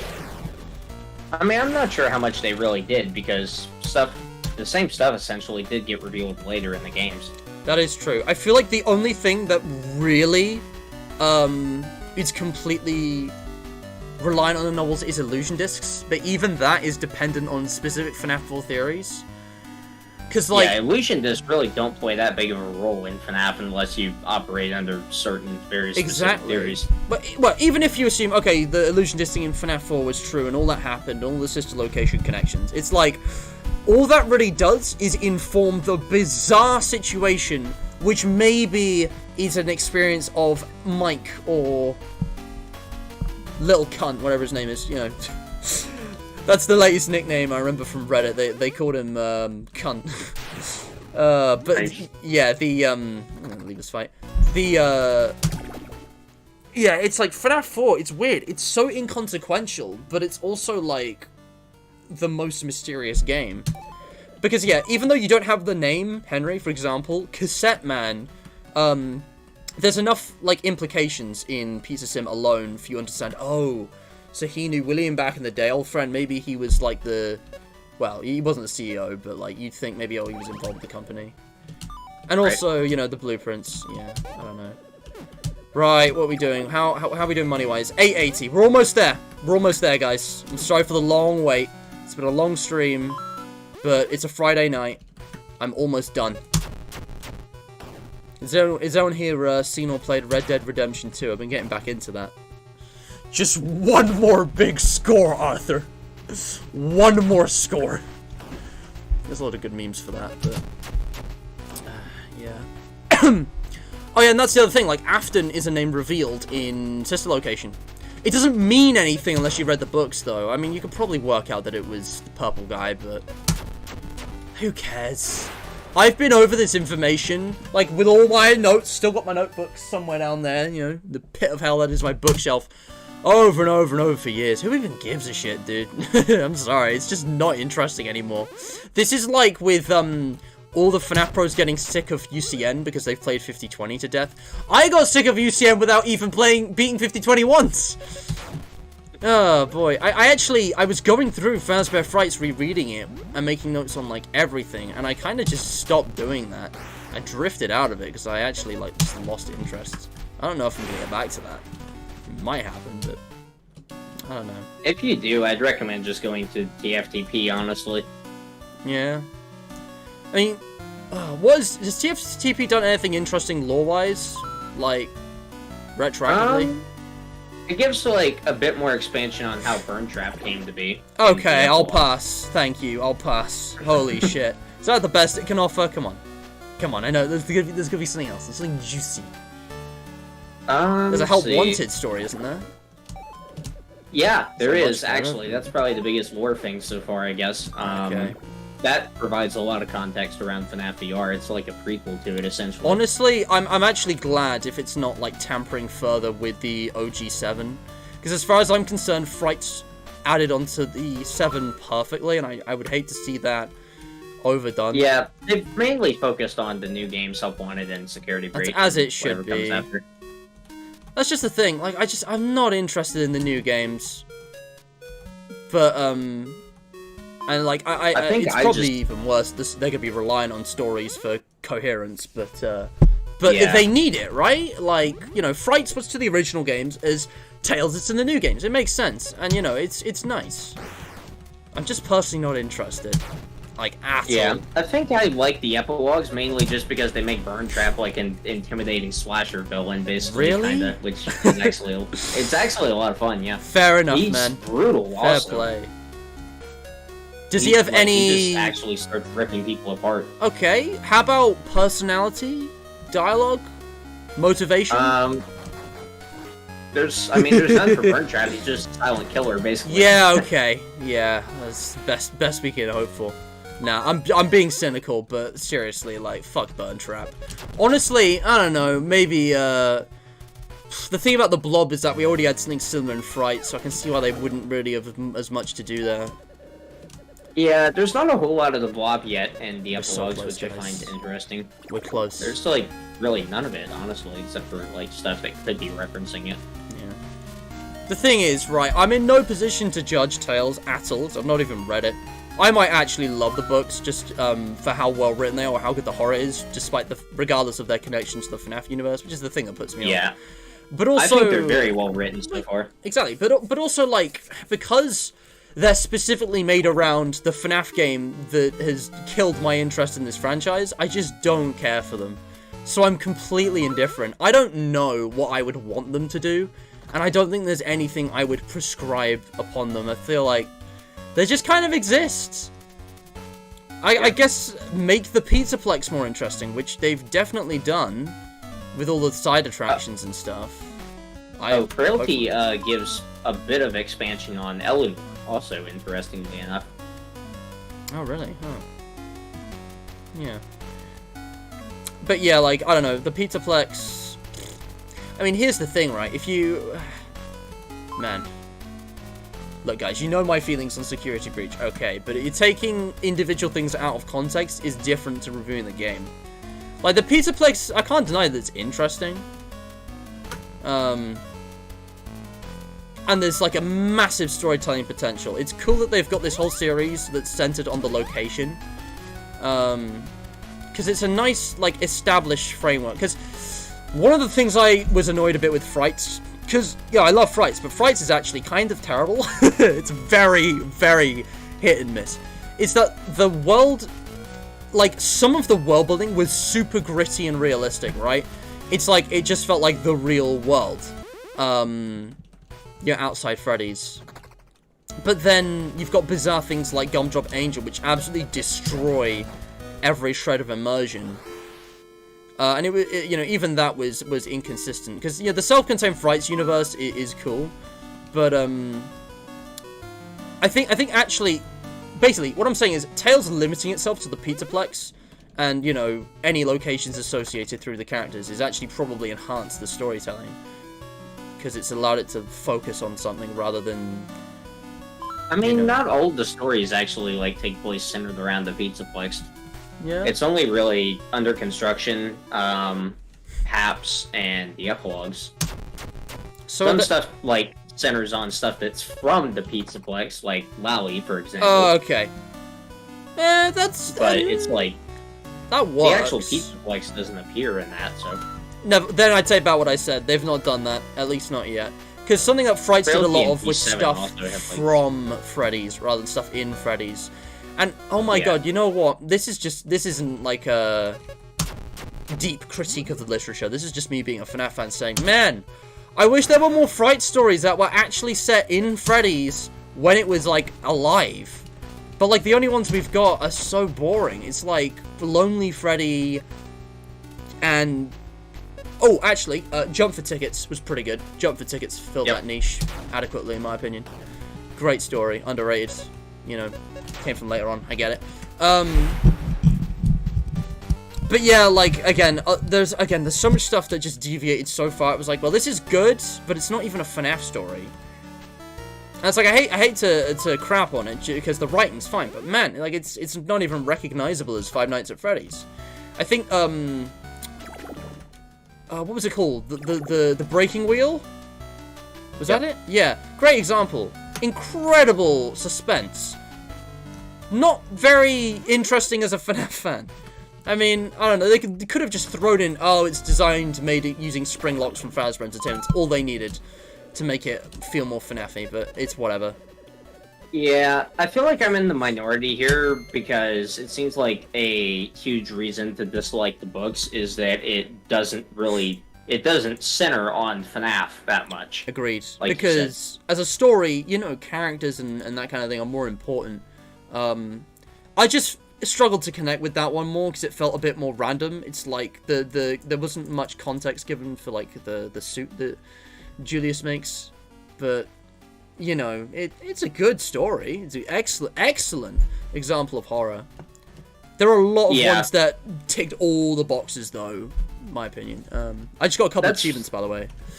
That's why I think I like the book series so much, is because I can easily tolerate stuff that deviates from FNAF. Exactly. Because I find general horror a lot more interesting than I find FNAF. So nah, that's pretty I tend based. to prefer the ones that You're more deviate based from than it I as long am. as they're That's written very well. based. I just got a So, fine like, edition and nice crate. Like Pizza Kit, for example. Like, I thought Pizza Kit was an amazing story. It's my favorite story so far, and that has almost nothing to do with FNaF. Blackbird isn't super related, and I absolutely love that. I think it's probably the objectively best story in Frights. Oh, yeah. Guys, if you haven't seen it already, we did a video on Ambience's channel, basically a tier list of all the Fright stories. It was amazing. The thing is, yeah, when I first read Blackbird, I thought it was meh, because it was like, it felt too similar to previous stories, and I thought, like, it didn't feel like a FNaF story very much. It was the first one for me that signaled the Frights formula. But the thing is, even if it didn't come before 1:35 AM, for example, it does it the best. I mean, it's close. Like, it's very close, but objectively speaking, I think it's hard to argue that Blackbird isn't the best. But it's by a margin, but yeah, the story is just impeccable in its design. It's just amazing, because it does everything that Frights does well, pretty much. It's, Blackbird is goated, and, if I had to pick a favorite above it, it would have to be, like, 1:35 AM, because I'm a Delilah simp, or, you know, than the real Jake, just because of its significance to the Frights lore, but, like, those are dumb reasons. They're unbased. Anyway, the guys... fact that your reasoning for 1:35 AM is being a Delilah sim, I mean, I kind of agree with that, honestly. You remember the meme? I find her, like, she's just like us. I find her, like, one of the most relatable characters, so... Well, that's the thing. Like, I would talk about Delilah how Pastor would talk about Alice Angel. She has this just humongous personality, guys. Yeah, no, that Delilah's, story like, was just the most relatable. character to me because she just wants to sleep. Exactly. I don't know. Delilah was just one of the best written protagonists. Probably the best written adult protagonist, and it is close. I thought Stanley was pretty alright. He was from the... Stanley's well written. The sister location one. If we're saying, like, adult protagonist includes college students, Noel is also very well written from Blackbird. Well, in that case, yeah, I thought... Let's say, like, adults, teens, children. Teens goes to Noel. Fair play. Alright. I actually quite liked, even though the lore implications were messy, I liked, was it the new kid with Devin and Mick? Devin? They spend a lot of time building them up, and that's one of its strengths, I think.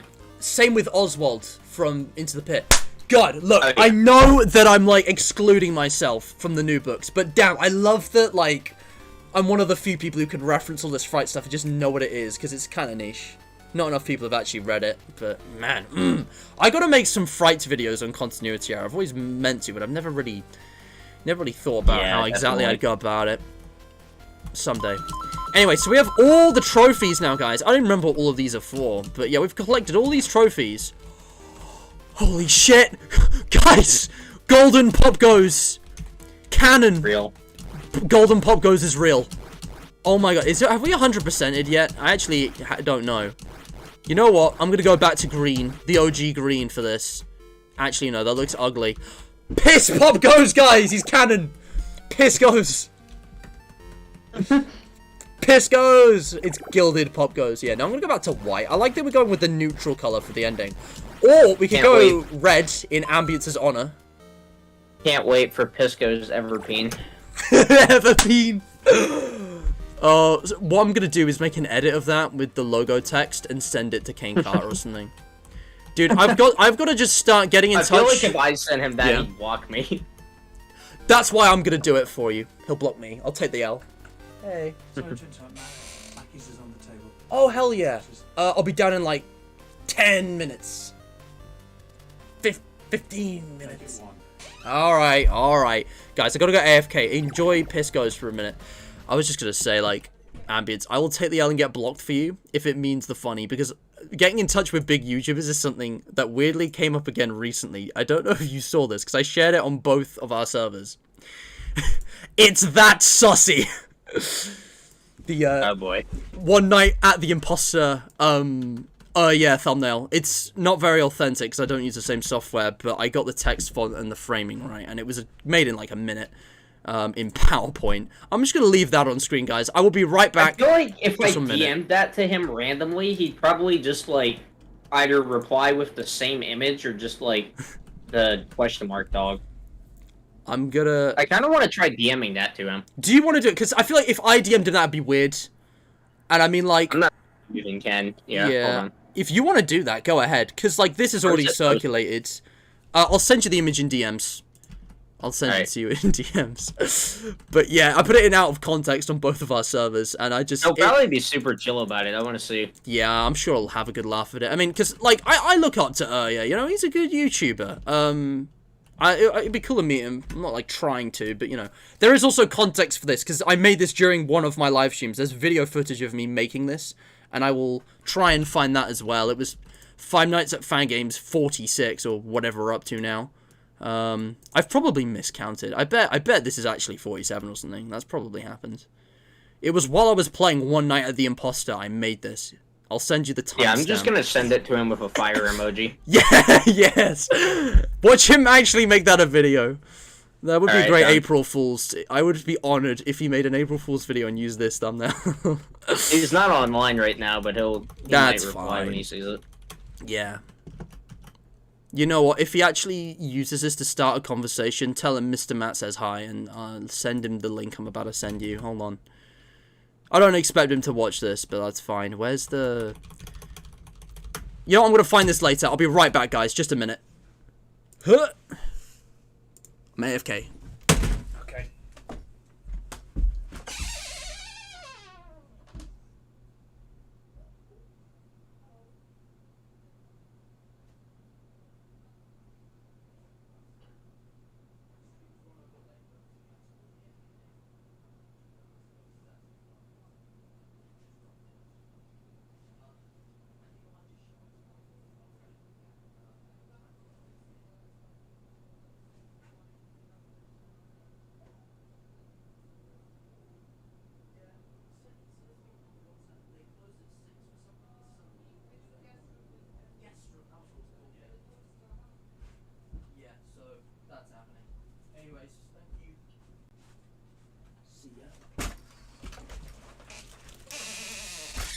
Alright, here we go.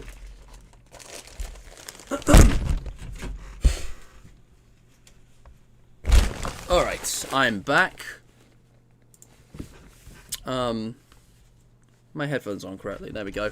I got McDonald's, guys. I'm gonna eat this. Should already end the stream soon, but yeah. Just want to find the link for this now. Ominous silence. Sorry, guys. Should have left the music on. It's only for a minute, though. Dude, Gilded Popgoes, though, is bussin'. Oh, so many memes. I could just edit the bussin'. Kane Carter says bussin'. It was truly a moment. I love... Wasn't it Ethan who actually uploaded that as well? Like, he's the one who clipped it first. And he has the first clip that got, like, 1 million views or whatever it is. That was so cool. See. Alright, I am going to... Wait, I'm going to save game, and I'm going to exit. I don't think we've gotten 200% yet. But I actually don't know what to do. Are we going to have to do episode 5? We must be so close. I really want to get this today. There'll be a lot of build-up for nothing. Hold on, guys. I'm going to save game, just to be absolutely sure. This is really cool, though. So, we got a bunch of achievements. Basically, I've collected all the audio, all the trophies, all the display weapons, maxed out all my stats, completed the bestiary, hammering it out with the BB bots, got that thing. Let me just exit. What's our percent right now? I just realized that Freddy Gameplayer's clip of him saying bussin' has more views than my original interview by, like, a significant amount. That's the unfortunate way of, the internet. Oh, hold on! Progression 200%! Guys, we've done it! My progression is at 200%. Oh! So, wait. Do I just view this from the menu? Like... We didn't have to do a sequence in-game to view this. Scott, you've like finished this game. You know how this works. Did I do this right, or have I missed something? Honestly, I can't really remember that well. That's okay. Duncan just DM'd me. This guy's got it fresh in his head, I think. What are you talking about now? Oh, you're telling me that's just other miscellaneous secrets. Don't worry about that. I will respond to that later. Okay, well, I don't know if there was some other sequence or secret supposed to find, because like in Dead Forest, there's this whole thing you go through. I'm just gonna play the cutscene, guys, and this is it. This is finally it. All of this time later, this is what it's all amounted to. This is the end of the game. I want to do one more fight for old time's sake. All right. And I'm gonna go right over. No, what are you doing? Wrong controls. I'm gonna go right into the first area of the Machinist. Man, normally this is the part where I'd ramble out and do a full-on like game review like I do at the end of some Let's Plays, but to be honest, I think I'm going to save that for a debate direct. I'm going to do a review of this game sometime, but we don't have time, and a debate direct review on this would be pretty good. You can bring someone like Ambience back for it. Maybe multiple people. I want to refight the whole boss. I was going to go look for the first bot we encountered, but I don't think they spawn there anymore. So if I just go to the... If I just find Rusty Popgoes again, I think that'd be neat. Because, like, I've also got the maxed out stats and stuff, and I just want to see how that plays, you know? Look at those particle effects. We are just... We're on fire. I can't wait for the third update where we get, you know, like, Popgoes the king, where the power's all gone to his head and he's just gone crazy, and now you're the antagonist of the story. Wow. Is there anything else you guys want to talk about before I finish the stream? Oh, I have to beat the Machinist again? We don't have time for that, I'm afraid. Morse, I'm gonna miss you, buddy. But maybe I'll be back one day to 100,000% this game. Yeah, the 100% cutscene must be king. Freddy, you're right. Yeah. You're right. You know, I'll go say. Yeah, I mean, I can't really think of that much else. Last thing is Fan Game Direct is coming up, I guess. Oh, you know what? For old time's sake, we'll get some scrap from Rusty Blade. This is the most scrap. Yeah, Fan Game Direct. Hype, I guess. I mean, there's a lot of good fan games out there. A lot of underrated fan games out there. Yeah, it's let's go. It's definitely going to be interesting. I have not started doing my Q&A video for it yet. I've been putting it off constantly, so I'm going to have to do that at some point, I guess. They've got like 10 trailers submitted, which is kind of a problem because there's like 30 games in this event, and the cutoff is in like 6 days. Oh my gosh. Well, I guess yeah, so some of them won't get trailers. Oh, yeah, it's been a slight dumpster fire so far, but hopefully they're gonna get most of the stuff in. I need to do my Q&A soon, I guess. I'm just prioritizing this guide. Yeah, understandable. I mean, I'm sure you'll work it out. All right, you know what? Yeah, I want to be in the event, but if I'm not, it's not like it's a huge issue because I haven't really set anything up for it. I've just kind of like chilled in the server and watched everything go to hell. So yeah, absolutely, yeah. Guys, stream's over. I'm gonna watch the 200% cutscene now. So, with everything said, I'd just like to repeat one last time. If you have enjoyed, please leave a like, subscribe, ring that bell, and share this with your friends for more indie games. So I'm just doing all the different intros. I was thinking Bazamlam and then 8-Bit Ryan. Yeah, no. Guys, like, share, subscribe, and check out the links below. As I said earlier, check out the Rainforest Trust. I like to raise awareness for charitable causes, and who knows, maybe I'll do a whole event for this one at some point. You know, species, climate, people, these guys are working for a world that is socially just as well as environmentally sound. All serious issues right now that affect everyone. So do check it out if you can donate. Maybe go read about it. It's all about raising awareness. Very important. Linked below as well is the QOTD winner, who I will decide at the very end. If anyone wants to have a go, now is your last chance. Should I restructure my weekly live stream schedule? If so, how? I'm sorry. Very self-indulgent, but it's the last episode of the series, so I figured if you've come this far, you probably care about that slightly, maybe just a smidge as much as I do. And, yeah, go subscribe to Ambience. Subscribe. Guys, don't subscribe. His videos are terrible, except this one that I was in. Where is it? Seriously, if you want to see more of me, which I wouldn't believe because that'd be ridiculous. I actually made the thumbnail for this as well. I just remembered. Go check it out. That was a fun video. Also, like, if you need guides on like anything FNaF, out of any of the official games up to Early Help Wanted, it's here. It's done. Guides on like, you know, any challenge, any preset, any night. There's also some great news report and interview videos, bit of journalism. But yeah, I think I'd recommend this, actually. How FNaF 2 overwhelms us and how a fan game did it better. I wouldn't mind seeing more of these, because this is like an game review. Be my favorite video I've ever made. That's the only video of mine that I ever, like, actually watch myself. Wow. Well, that says a lot, because, I mean, I suppose the Animated Hell one was good, actually, but I remember this more because of how unique the analysis was. This is like a game review of design kind of thing, guys. This is the kind of video I would upload to Continuity Error, so if you like that, start here. There's a lot of good stuff. Also the Q&As. I love the Q&As. They're fun. Maybe I'll do another one day. I mean, I'm doing one for Fan Game Direct, but it's more like stuff that people asked on Game Jolt, which is mainly generic questions, because I literally only got one specifically directed at me, because, you know, we got, like, Postura and Sister Reacts in this event, so I'm kind of overshadowed. I've never looked closely at this, because I never watched these videos. I love how it just says useless. Oh, sorry, useless in the thumbnail for Night 3 of Pizza Sim. I read that as useless, but it says useless. But they mean the same thing. There's a clever poetic, lyrical thing in there. Yeah, Hyper was making the thumbnails around this time. Hyper. I never met Hyper, but Hyper, you steam a good ham. You make a good thumbnail. Alright, let's do this, guys. Enough procrastinating. That's enough self-promotion of my fellow collaborator, okay? It's enough clout. I just saw the Undead Long Plays thing. I forgot about that entire story arc. Oof, yeah, you might want to unlist that. I don't know. It's funny, though, so... Yeah, I'll keep it around. That entire trilogy was certainly interesting. Right. I haven't heard from Toy Bonbon in a long time, actually. I hope he's doing great. Yeah. Damn, you guys saying no! You do you. Yeah, it's a stupid question. No one cares about that. I can ask myself that question. Alright, tell you what. Let's just watch this. All this time, guys, I remember Creeper Hacks, like, talking about this, how hype it was.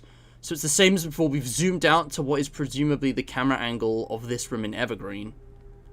Is Popgoes going to walk into frame again? What's happening? Oh, yep, he's back. So in the 100% scene, Popgoes just walked in, turned and looked at the camera. Wait, that's the 3D printer over by the arcade machine. I didn't notice before.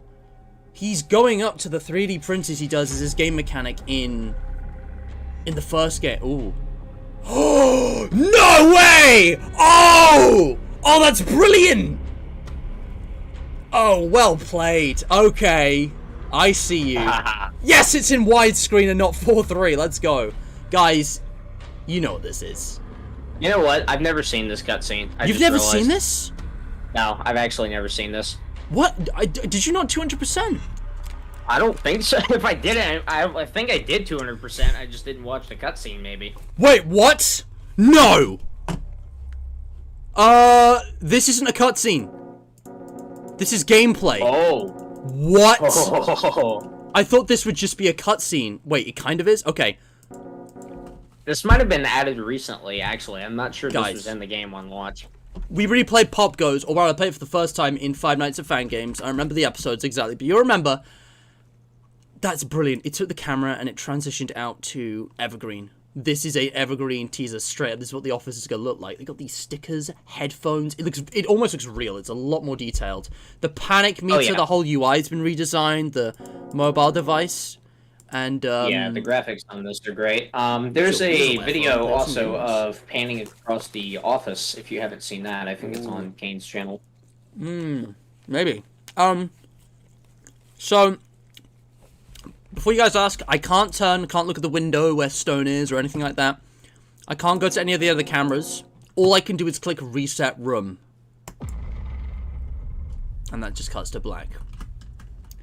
And there it is. To be continued in Popgoes Evergreen. Because reset room is the game mechanic from the original, which I've been bringing back, where you have to... It's like a... You know, you send a signal to Popgoes and he stops, you know... collecting the black rabbit pieces that he's printing off. What a perfect teaser. I somehow did not know that was a thing. Well, I don't know what to say. Guys, coming soon, the Mr. Mac guide, how to view the 200% cutscene of Popgoes Arcade. Ambience, this one's for you.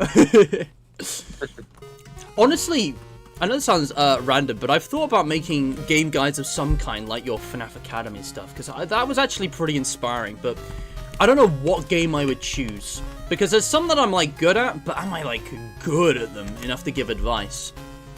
And I did, like, a one-off guide video to Secret Laboratory, but I don't know if that's really the same thing, because that's also more lifted from another YouTuber whose name I don't remember, who basically did an in-depth guide last year of just how the game works, because it's a bit complicated. But yeah, guys, imagine me being a guide video. A lot of ideas for, like, other stuff that I could do guides on. I seriously doubt I'll ever actually get around to committing to them, because I don't think I'll be in the mood for it by the time I finish FNaF Academy. Understandable, yeah. But hey, good thing you're expanding your content now. Yeah, stuff like Spooky's Jump Scare Mansion, Plants vs. Zombies, also, that series. That would be nice. I would watch the Spookies ones, because that could help with Endless Mode. I'd love to get a high score thanks to you. Yeah, the Endless Mode is, pretty crazy. I actually watched, like, all of your UCN videos as they came out as well. That was when I hopped on. I watched all of the UCN ones. And I've definitely looked back at some of your ones. I looked at, like, the NAO video, the FNaF 1420 video. I think at least one of the FNAF ones, because Ethan linked it to me, I don't remember. But yeah, I need to go back and watch some of those. I know you probably think they're crap now, but it would just be interesting to see. Yeah, the live commentary ones are a lot different, so it is interesting. What you guys need to do is go back and watch Ambience's pre-FNaF Academy videos. Now those are something else. Oh my god. I did. I went back and watched some Super Mario 64 when I hit a coin the video ends, and Super Meat Boy 2, you remember that? Yeah. Yeah, they're still there. And they are pretty good. Very different. Anyways, guys, They exist. There's certainly some of the videos on my channel. They're the most videos on his channel, guys. They were made, you know, processed, uploaded. They were recorded, edited, and uploaded. Yeah. Anyway, right, I'm gonna go now. I've held you captive here long enough, mate. I'm gonna leave the voice on to stop the stream. Thank you so much for watching. That was Popgoes and the Machinist, Popgoes Arcade. I'm gonna do a full review of this in Debate Direct. Maybe I'll come back to, like, get all the Steam achievements one day. Maybe I won't, but fun game. Definitely improved a lot since the 2020 release, to be honest, because I didn't really enjoy it back then. But this is bussin'.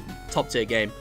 Easily at least A or a B, depending on the criteria, but yeah, I could see this being S ranked if you were into, like, RPGs, I guess. I don't know. That's all. That's it. We're done. I'm going. Yeah, stay hydrated.